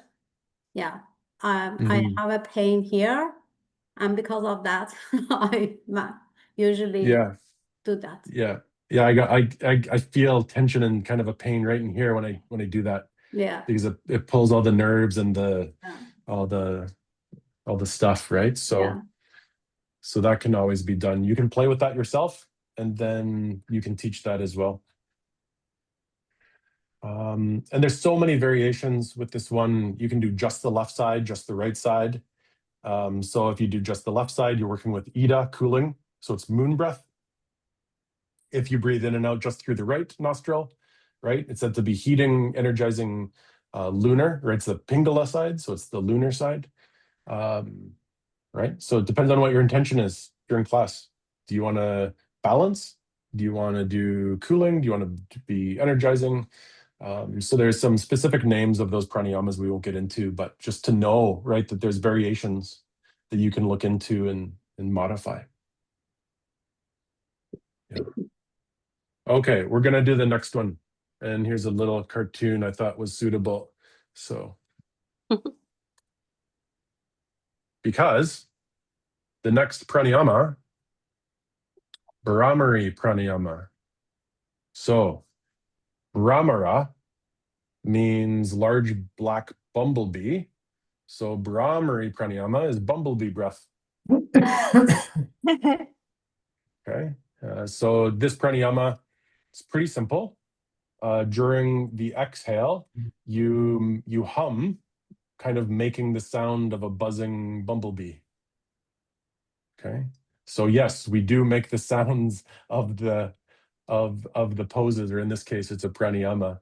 So we make the noise of the animal that the pranayama is named after. Okay, so BKS Iyengar says the best time of day to practice this one is in the silence and quiet of the night. So it's getting pretty late. It's almost 9 o'clock. It's a perfect time to practice it. And he says it can be helpful for insomnia. So perfect, right? If anybody's been having trouble sleeping, maybe this will help. Okay, so those of you who are in my Monday class, my vinyasa, I included a version of bumblebee breath. I did it as part of a little chakra meditation, standing, right? Different than this. But that was a version of this. So typically this one is done with a mudra. So mudra just means gesture, by the way. And normally the mudras are done with the hands, right? There's different, we did Nyan mudra. This one is called Sanmukhi mudra. There's other mudras, and it just means gesture. Not all mudras are with the hands. There are mudras with other parts of the body, but typically when we talk about mudras, it's with the hands. So this one is done. There's a couple different versions. So you can see the picture of Iyengar there. He's using the first two fingers, so the index finger and the middle finger, and he puts it over his eyes. Okay, so they're resting on his eyes, and then the ring finger is kind of on the cheekbone, or it's touching the nose a little bit, but you don't want to constrict the nose. The nose has to be open, so we're not closing the nostrils like Nadis Shodhana. And then the pinky finger, he shows it with it on on his face above the lips. I've also seen it. There's another mudra. I don't know if it has the same name or not, but sometimes you're instructed to put your pinky finger underneath your lip and then the next finger on top. So you're kind of closing your mouth with those two fingers, and then your two fingers on your eyes, and your thumb is always used to close your ears. So the way I teach it, and it's sometimes differ. I can't tell him the picture. I'll have to read the book what he's doing. But I don't like sticking my thumb in my ear, and I don't recommend you doing that. So I don't know if this is going to change my AirPods. So there's this little flap on your ear. I don't know if you can see. Everyone has it. It's a little flap at the opening of your ear. It's got a name. I don't know what the name is. It's kind of on the front, like the front part of your ear. There's a little flap, right? So you take your thumb and you push that little flap so it plugs your ear. Okay. And before you do that, you might not hear me. So when you do this, you're basically closing out the world, right? You're closing out your eyes, you're closing out your hearing. So you're retreating into your own little world, right? So your eyes are closed, your hearing is blocked, and then you do this pranayama and you will be able to feel the vibration, not just hear it, you'll hear it, conducting into your inner ear through vibration through your body, and you're going to feel the vibration as well. Okay, so this one, we're going to practice it. I do find it's difficult to sometimes teach because people keep opening their ears or opening their eyes to see if you're done, right? So what we'll do here is we will practice this. Let's do 3 rounds. Okay, so I'll give you instruction and we'll do 3 breaths, and you'll take as long as you need to do these breaths, taking your time. And when you're done the 3, then you can release your hands and slowly open your eyes. Okay, so we'll do this one seated again. You can also do this one lying down or in other postures, but just find a seat and make yourself comfortable. Okay, and now take your hands, so your index finger and next finger cover your eyes, and just gently close your eyes with a gentle pressure on your eyes, and rest your other fingers on your face. Mouth is closed, gentle gap between your teeth. And you're going to take your thumbs and gently close your ears, pressing in that little flap so you block your ear canal. And now take a deep breath in through the nose, all the way to the top of your lungs, and make the sound of a bumblebee on your exhale.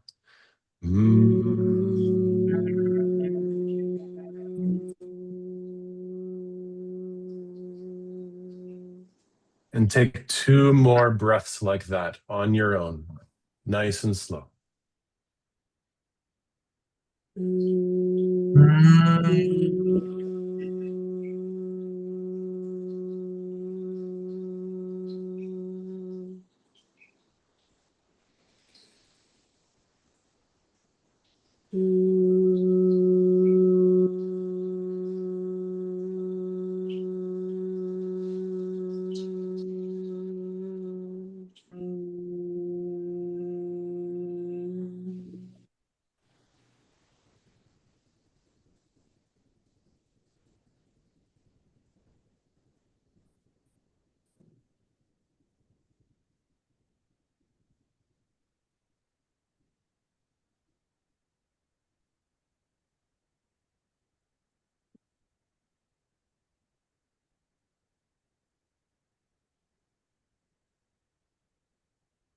And complete that breath.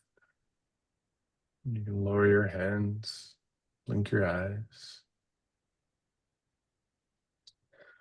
So what was that like?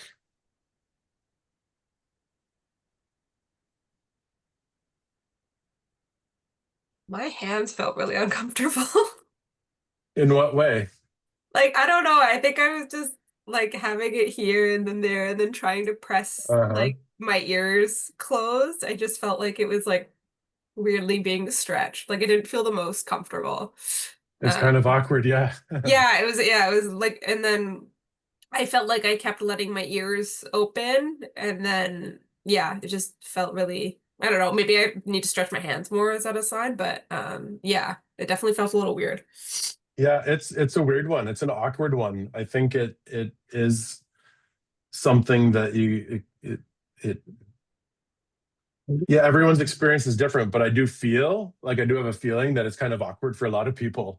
It's a weird one, right? You're making this weird gesture and you're making this funny sound that you don't normally make, you know, during a lot of yoga classes, and you're also closing in all your senses. So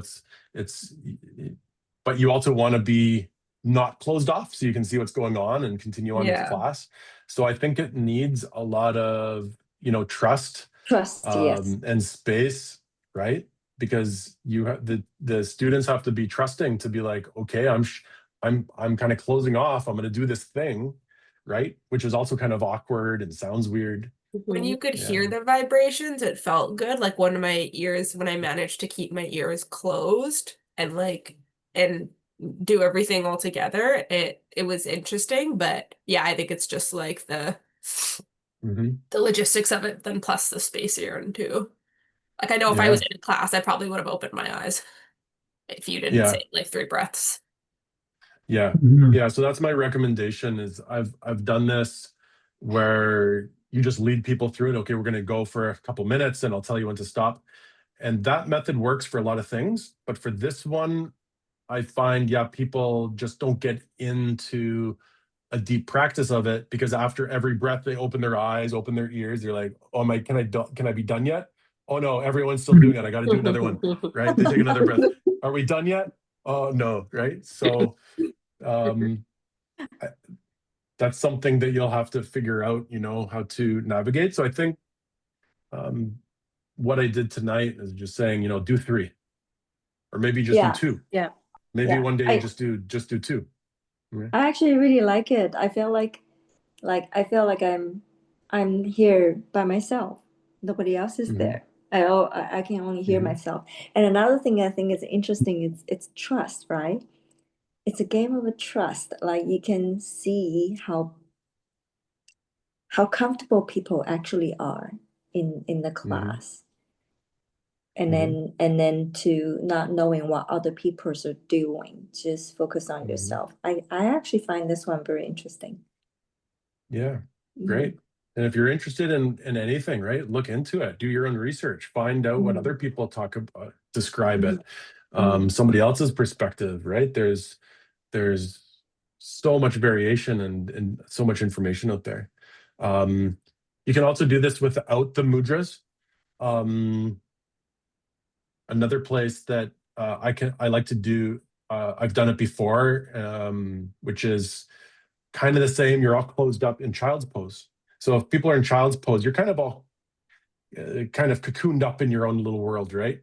Your face is down on your mat, your arms are kind of shielding you. You're all kind of, you know, in that little cozy space, your own world. And then, so when people are in child's pose, get them to do a round or 2 or 3 of bumblebee breath. And you can just, you don't even have to call it Brahmari. You can just say, we're going to hum, right? And just lead them through a hum, right? So that's another great place to do it. And it doesn't require the, you know, the awkward mudras. Can this pose be, or can this pranayama, I should say, be practiced in standing pose? We did it on Monday, right? You were in my class on Monday. Did we do Brahmari on Monday? Yeah. We did, but I don't recall if it was standing or sitting. It was near the end of classes. Yeah, so for those of you who weren't there, I led a Brahmari practice with a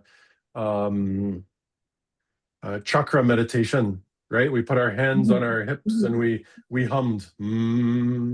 We put our hands on our lower abdomen and we took another breath and hummed. Then our solar plexus, on our heart, we put it on our neck, throat chakra. Yes. Then we did yes, we did that front eye, back. Yes. right? So that was a version of Brahmari, because we used that breath, and we did it standing. So yeah, traditionally, right, in the textbooks kind of thing, it'll be said to be done lying down or seated. But if you have an intention, right? So this is what I'll probably say this a bunch of times. If you have an intention that you want to use it in a different place or different pose, as long as you're not doing it for just because you're doing it because to be different, but you're doing it for a reason, then absolutely you can do it in other poses, other postures. Yeah.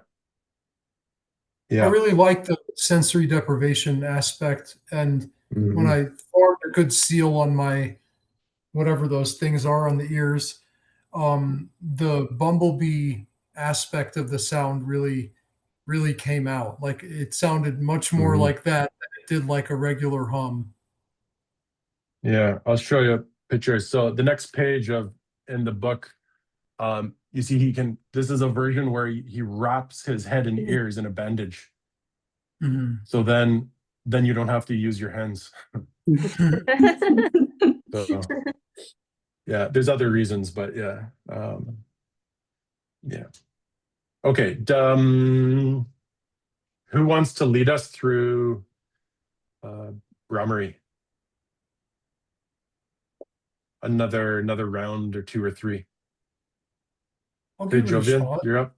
Yeah. Okay.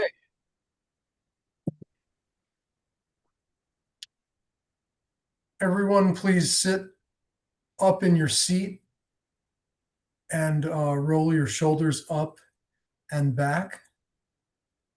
Give your neck a little gentle tuck towards your chin towards your neck, lengthening your spine in the back. Now take a deep breath and lift your hands up alongside your head and bring your forefingers together and your thumb on top, and bring your pointer finger and your middle finger atop your eyes, and your other fingers can rest anywhere else on your head. And then take your hands, your thumbs, and press them on top of those little flaps on your ears, and press everything back down with those flaps. Now take a deep breath and hum as you exhale. Hum.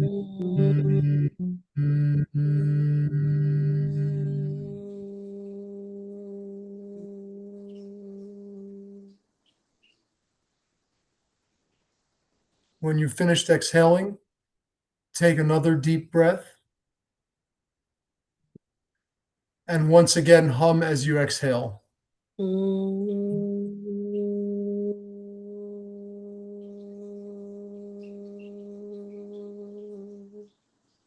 And once you finish exhaling one more time, take a deep breath. It can be an Ujjayi breath if you wish.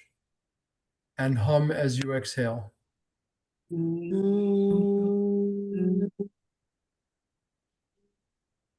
And after you're done exhaling, gently bring your hands down and open your eyes.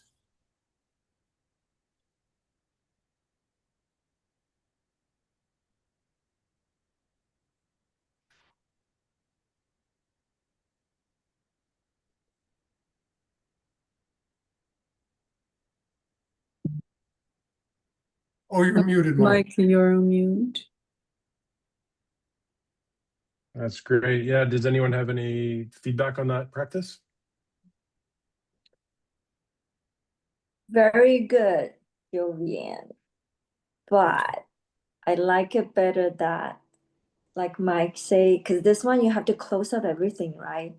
And then if I don't know how many am I doing, I feel like I tend to open up my ear and then to try to listen to your next instruction.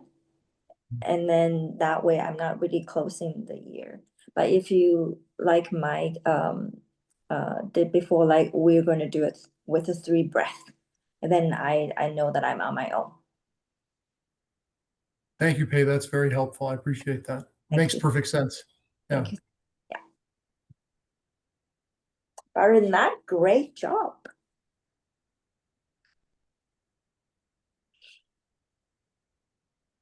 Yeah, good stuff. All right. So, cool fact about humming. So, humming, which includes this Brahmari breath, you've got a process in your nasal cavity that naturally produces nitric oxide. And this has many benefits. You can read up about it, the medical science about why we need nitric oxide. But when we hum, including this pranayama, it vibrates all the little hairs in the nasal cavity, and that process rapidly increases the production of nitric oxide up to 20 times compared to a normal breath. So this it was interesting to me. So and there's a lot of different benefits to that you can read up on. And I wonder, I'm just speculating, I have no idea, but Iyengar says this breath is helpful for insomnia. So I wonder if nitric oxide has something to do with your sleep function. I know it's got other function as well, but that's just aside, something that I found.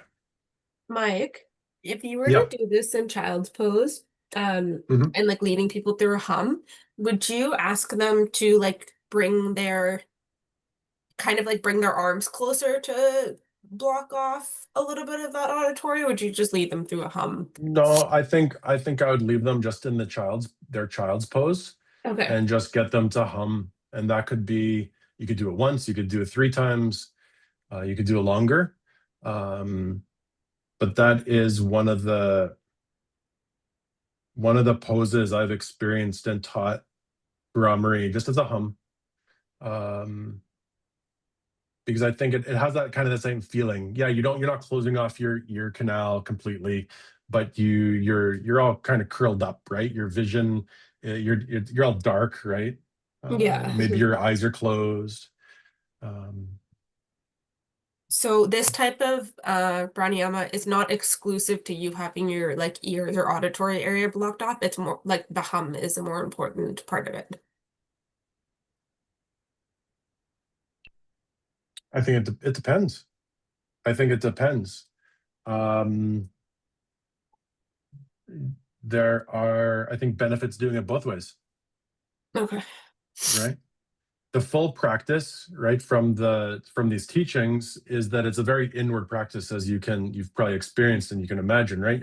It's a practice of pratyahara. So pratyahara is another limb of yoga.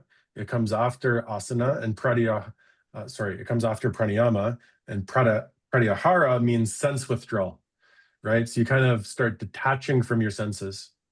So it's kind of like a pre-meditation practice where you hear sound, but you're not connected or following the stories of what the sounds mean.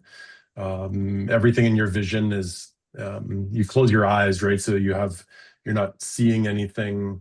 You start detaching from all of your senses. So this practice where you deliberately close your eyes and your ears allows you to drop into that pratyahara easier, but you can certainly do it without closing it. And there's still tons of benefits by just making sound, right? Using our voice. Right? That doesn't often happen, right? Sometimes we ohm at the start or end of class. This is a great way to bring voice in. Even more than that, you can bring it in the beginning, the end, during practice. Great, thank you. Some people, so depending on the teacher, some teachers decide for whatever reason not to ohm, right, ever, but they'll hum, right? They'll just take a breath or they'll hum, right? So that's a form of this. So that's always an option. You could do that, start at beginning of class. Mike, I gather from what you're describing also that the like the variations you did on Monday on this particular pranayama that kind of variation is normal throughout yoga teaching for this or for asanas or for anything. You can kind of mix and match once you feel sort of competent and stable within that repertoire. Like, for example, Angelina's question about child's pose just now with regard to this pranayama, it occurred to me that that would be a bit of a stretch, but if you've got your arms out, sometimes you do child's pose with your elbows back to get that like tricep stretch. And in a way, your thumbs are sort of near your head potentially when you're in that pose. So there might be a way one could stretch into Brahmari pranayama during child's pose. And I don't know, it just seems interesting, like the humming while you're on the ground with your forehead on the ground and fully back with your hips back and elongating your spine. It might have some interesting kind of benefit. Yeah. There's things you could do. I mean, in an advanced practice, if there's I can't remember what the pose is called, but it's halasana, right? So you're in like say shoulder stand, but you take your feet behind your head on the ground, and then you bend your knees, bring your knees closer to your ears, and then you can wrap your hands around your thighs, and then you can, it's really funky. You grab your arms around your thighs, and then some people can get their hands to their ears. So I mean, you could do it like that. Yeah. I'm just kind of being funny, but there's absolutely, you can bring it into, like I said, if you have intention, right? So if there's a reason why you're doing it that makes sense, you can do it. I would start with the basics, right? So if you're going to teach Brahmari, just teach it like this, or teach it in a way that is simple, right? So child's pose is the simple way of doing it, and you don't need to use the complex mudra, right? But if you want to get a weird, fancy thing that makes sense and is accessible to a lot of the people in class, then yeah, go for it. Yeah.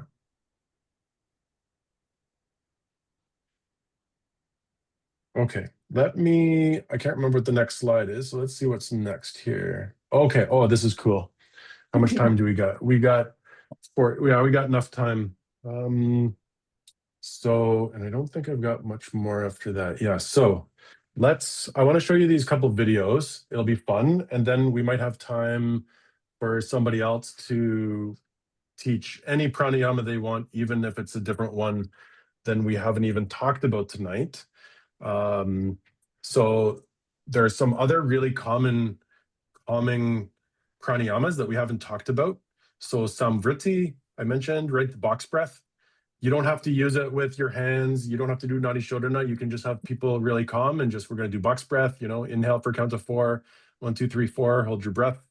1, 2, 3, 4, exhale, 1, 2, 3, 4, hold your breath, 1, 2, 3, 4, and keep going around. That's called samvriti. Then there is Viloma, which I love Viloma. I'm teaching a hatha class tomorrow. I'll try to incorporate Viloma into tomorrow's practice as well as a couple other pranayamas. Viloma is where you stop the flow of breath. You you can do it on the inhale, exhale, or both, where you inhale in stages, right? So you inhale a count of 1, 2, pause, and then you inhale a little bit more, 3, 4, pause. And then you inhale a little bit more, 5, 6 to the top of breath. And then you exhale everything out. Or you could do that on the exhale as well. You could inhale, pause, and then exhale just a little bit, pause, exhale a little bit more, pause, and complete. So that's called Viloma. I'll do that in tomorrow's class, so you can see that and maybe on Saturday. But let's go through these videos, and then we'll have somebody practice teach any calming pranayama that they want. Whether or not we've talked about it tonight, you can surprise us.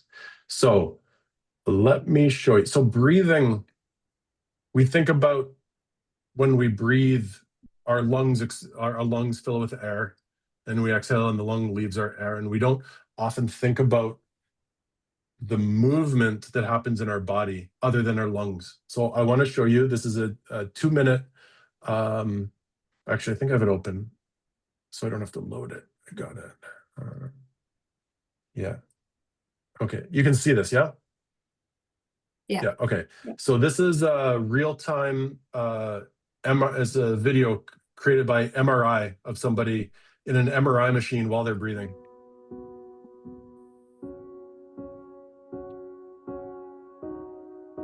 So this is the heart. The two big black things are the lungs. You can see there's an inhale.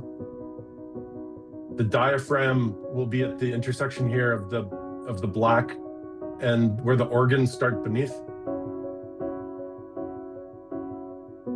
So this big area here would be the liver sitting right under the lungs.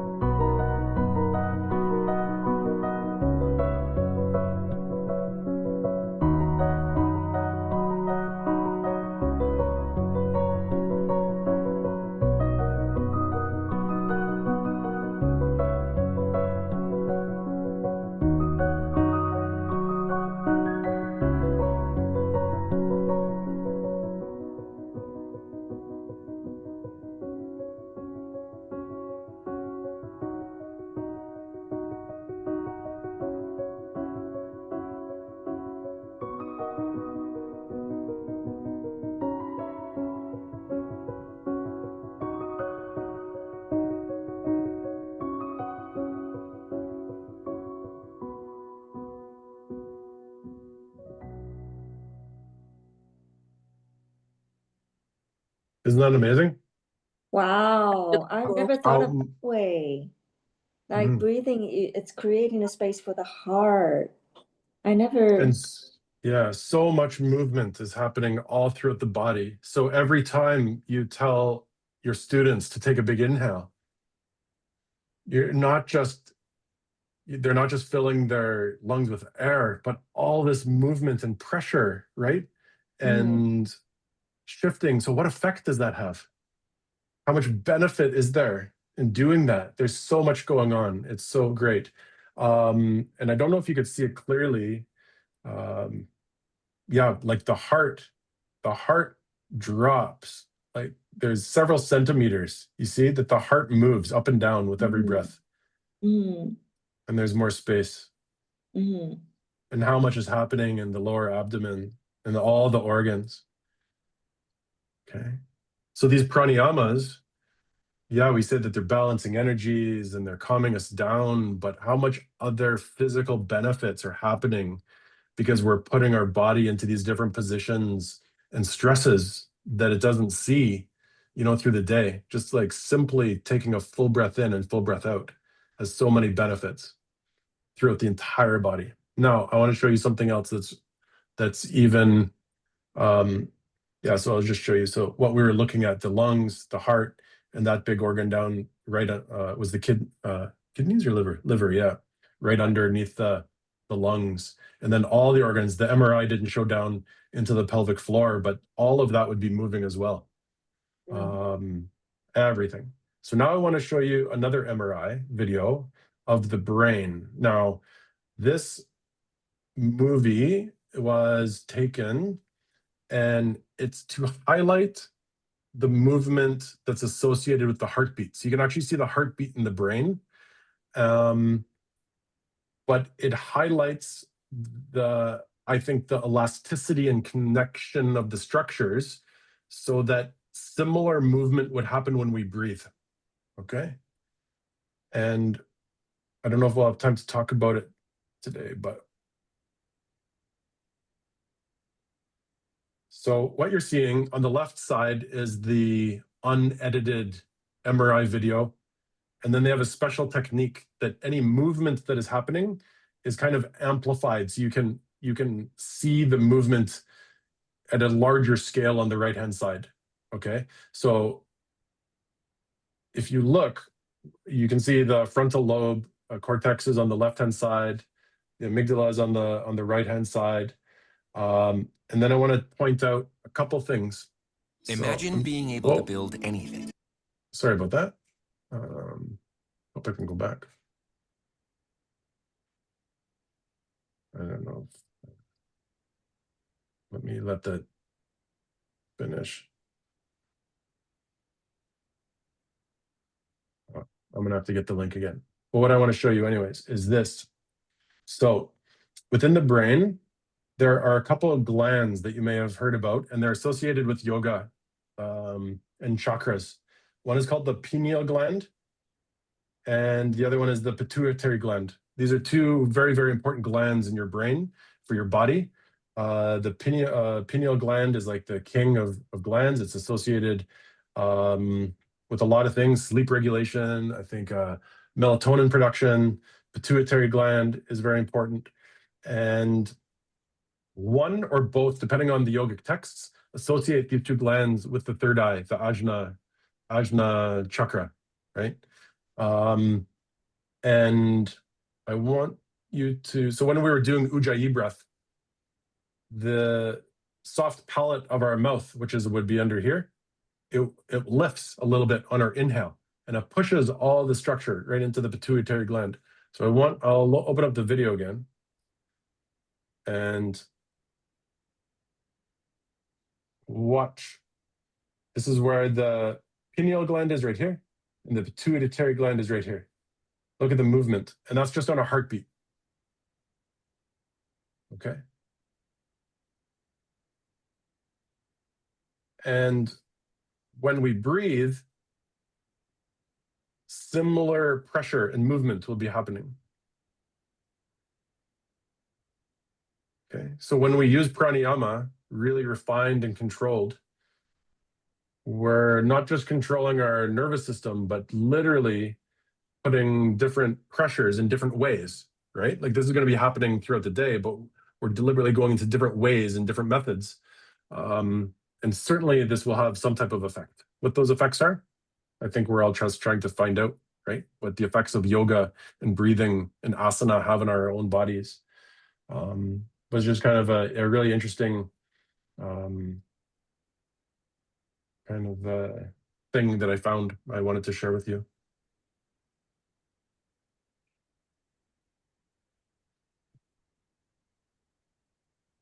So we've got a couple more minutes. I'll leave you with this, and maybe we'll take a couple breaths together. So this is a quote from Mark Stevens out of a book called Teaching Yoga: Essential Foundations and Techniques. And he says, if all you do as a yoga teacher is motivate and guide your students to breathe consciously and feel themselves more subtly through the breath as they explore in the universe of their body, mind, and spirit, they will be well served. Right. So just guiding people through mindful breaths, they will have benefit. Even if you get your lefts and rights mixed up and your cues don't make sense and you end Nadis Shodhana on the right side instead of left, and you get the fingers wrong and whatever, it doesn't matter, right? All you need to do is guide them through a couple deep mindful breaths and they will have benefit. So I thought that was really beautiful. Please, next class, only breathe. Only breathe. Arzu, I don't know if you'll come to class tomorrow, but I promise I'll put in lots of pranayama. That's my intention. So tomorrow, I think I will, like I said, I will do, I want to include Viloma. I'll probably do Nadis Shodhana. Probably do at least one energizing pranayama, and maybe in the middle of class, right?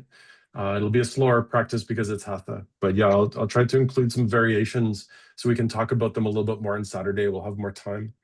Mike, So, are yeah, you gonna teach? I just saw it in our guidebook. I think you've done it before. Kapalbhati breath, the skull. Kapalbhati. Yeah, that'll be on Saturday. Okay, on Saturday. Okay. Yeah, we'll go through Bastrika, Kapalbhati Okay. on Saturday. I did yoga before for 10 years, and all of 10 years is Iyengar yoga. And we have one session in months, only pranayama. Yeah. Without Beautiful. any pose. Right. Yeah. Yeah, that's great. 1 hour or more, only pranayama. Yeah. I think Maybe one day. very care about. Yeah. Yeah, maybe one day you'll teach a class like that, Arizu. All right. So we've hit the end of our time. So I just wanted to say Dhanyavad. Dhanyavad is the Sanskrit word for thank you. Thank you for being present and open-minded. And let's end with one collective breath. So just take a breath out and pause at the end of your exhale so we can do this breath together. Okay. So taking a big breath in through the nose now. Open the mouth and let it go.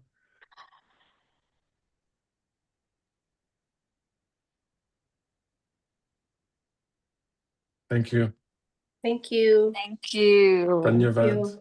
Good night, Namaste. everyone. Good night, Namaste. everyone. Have a good Have a night. great. Thank you. See you real soon. See you. Bye.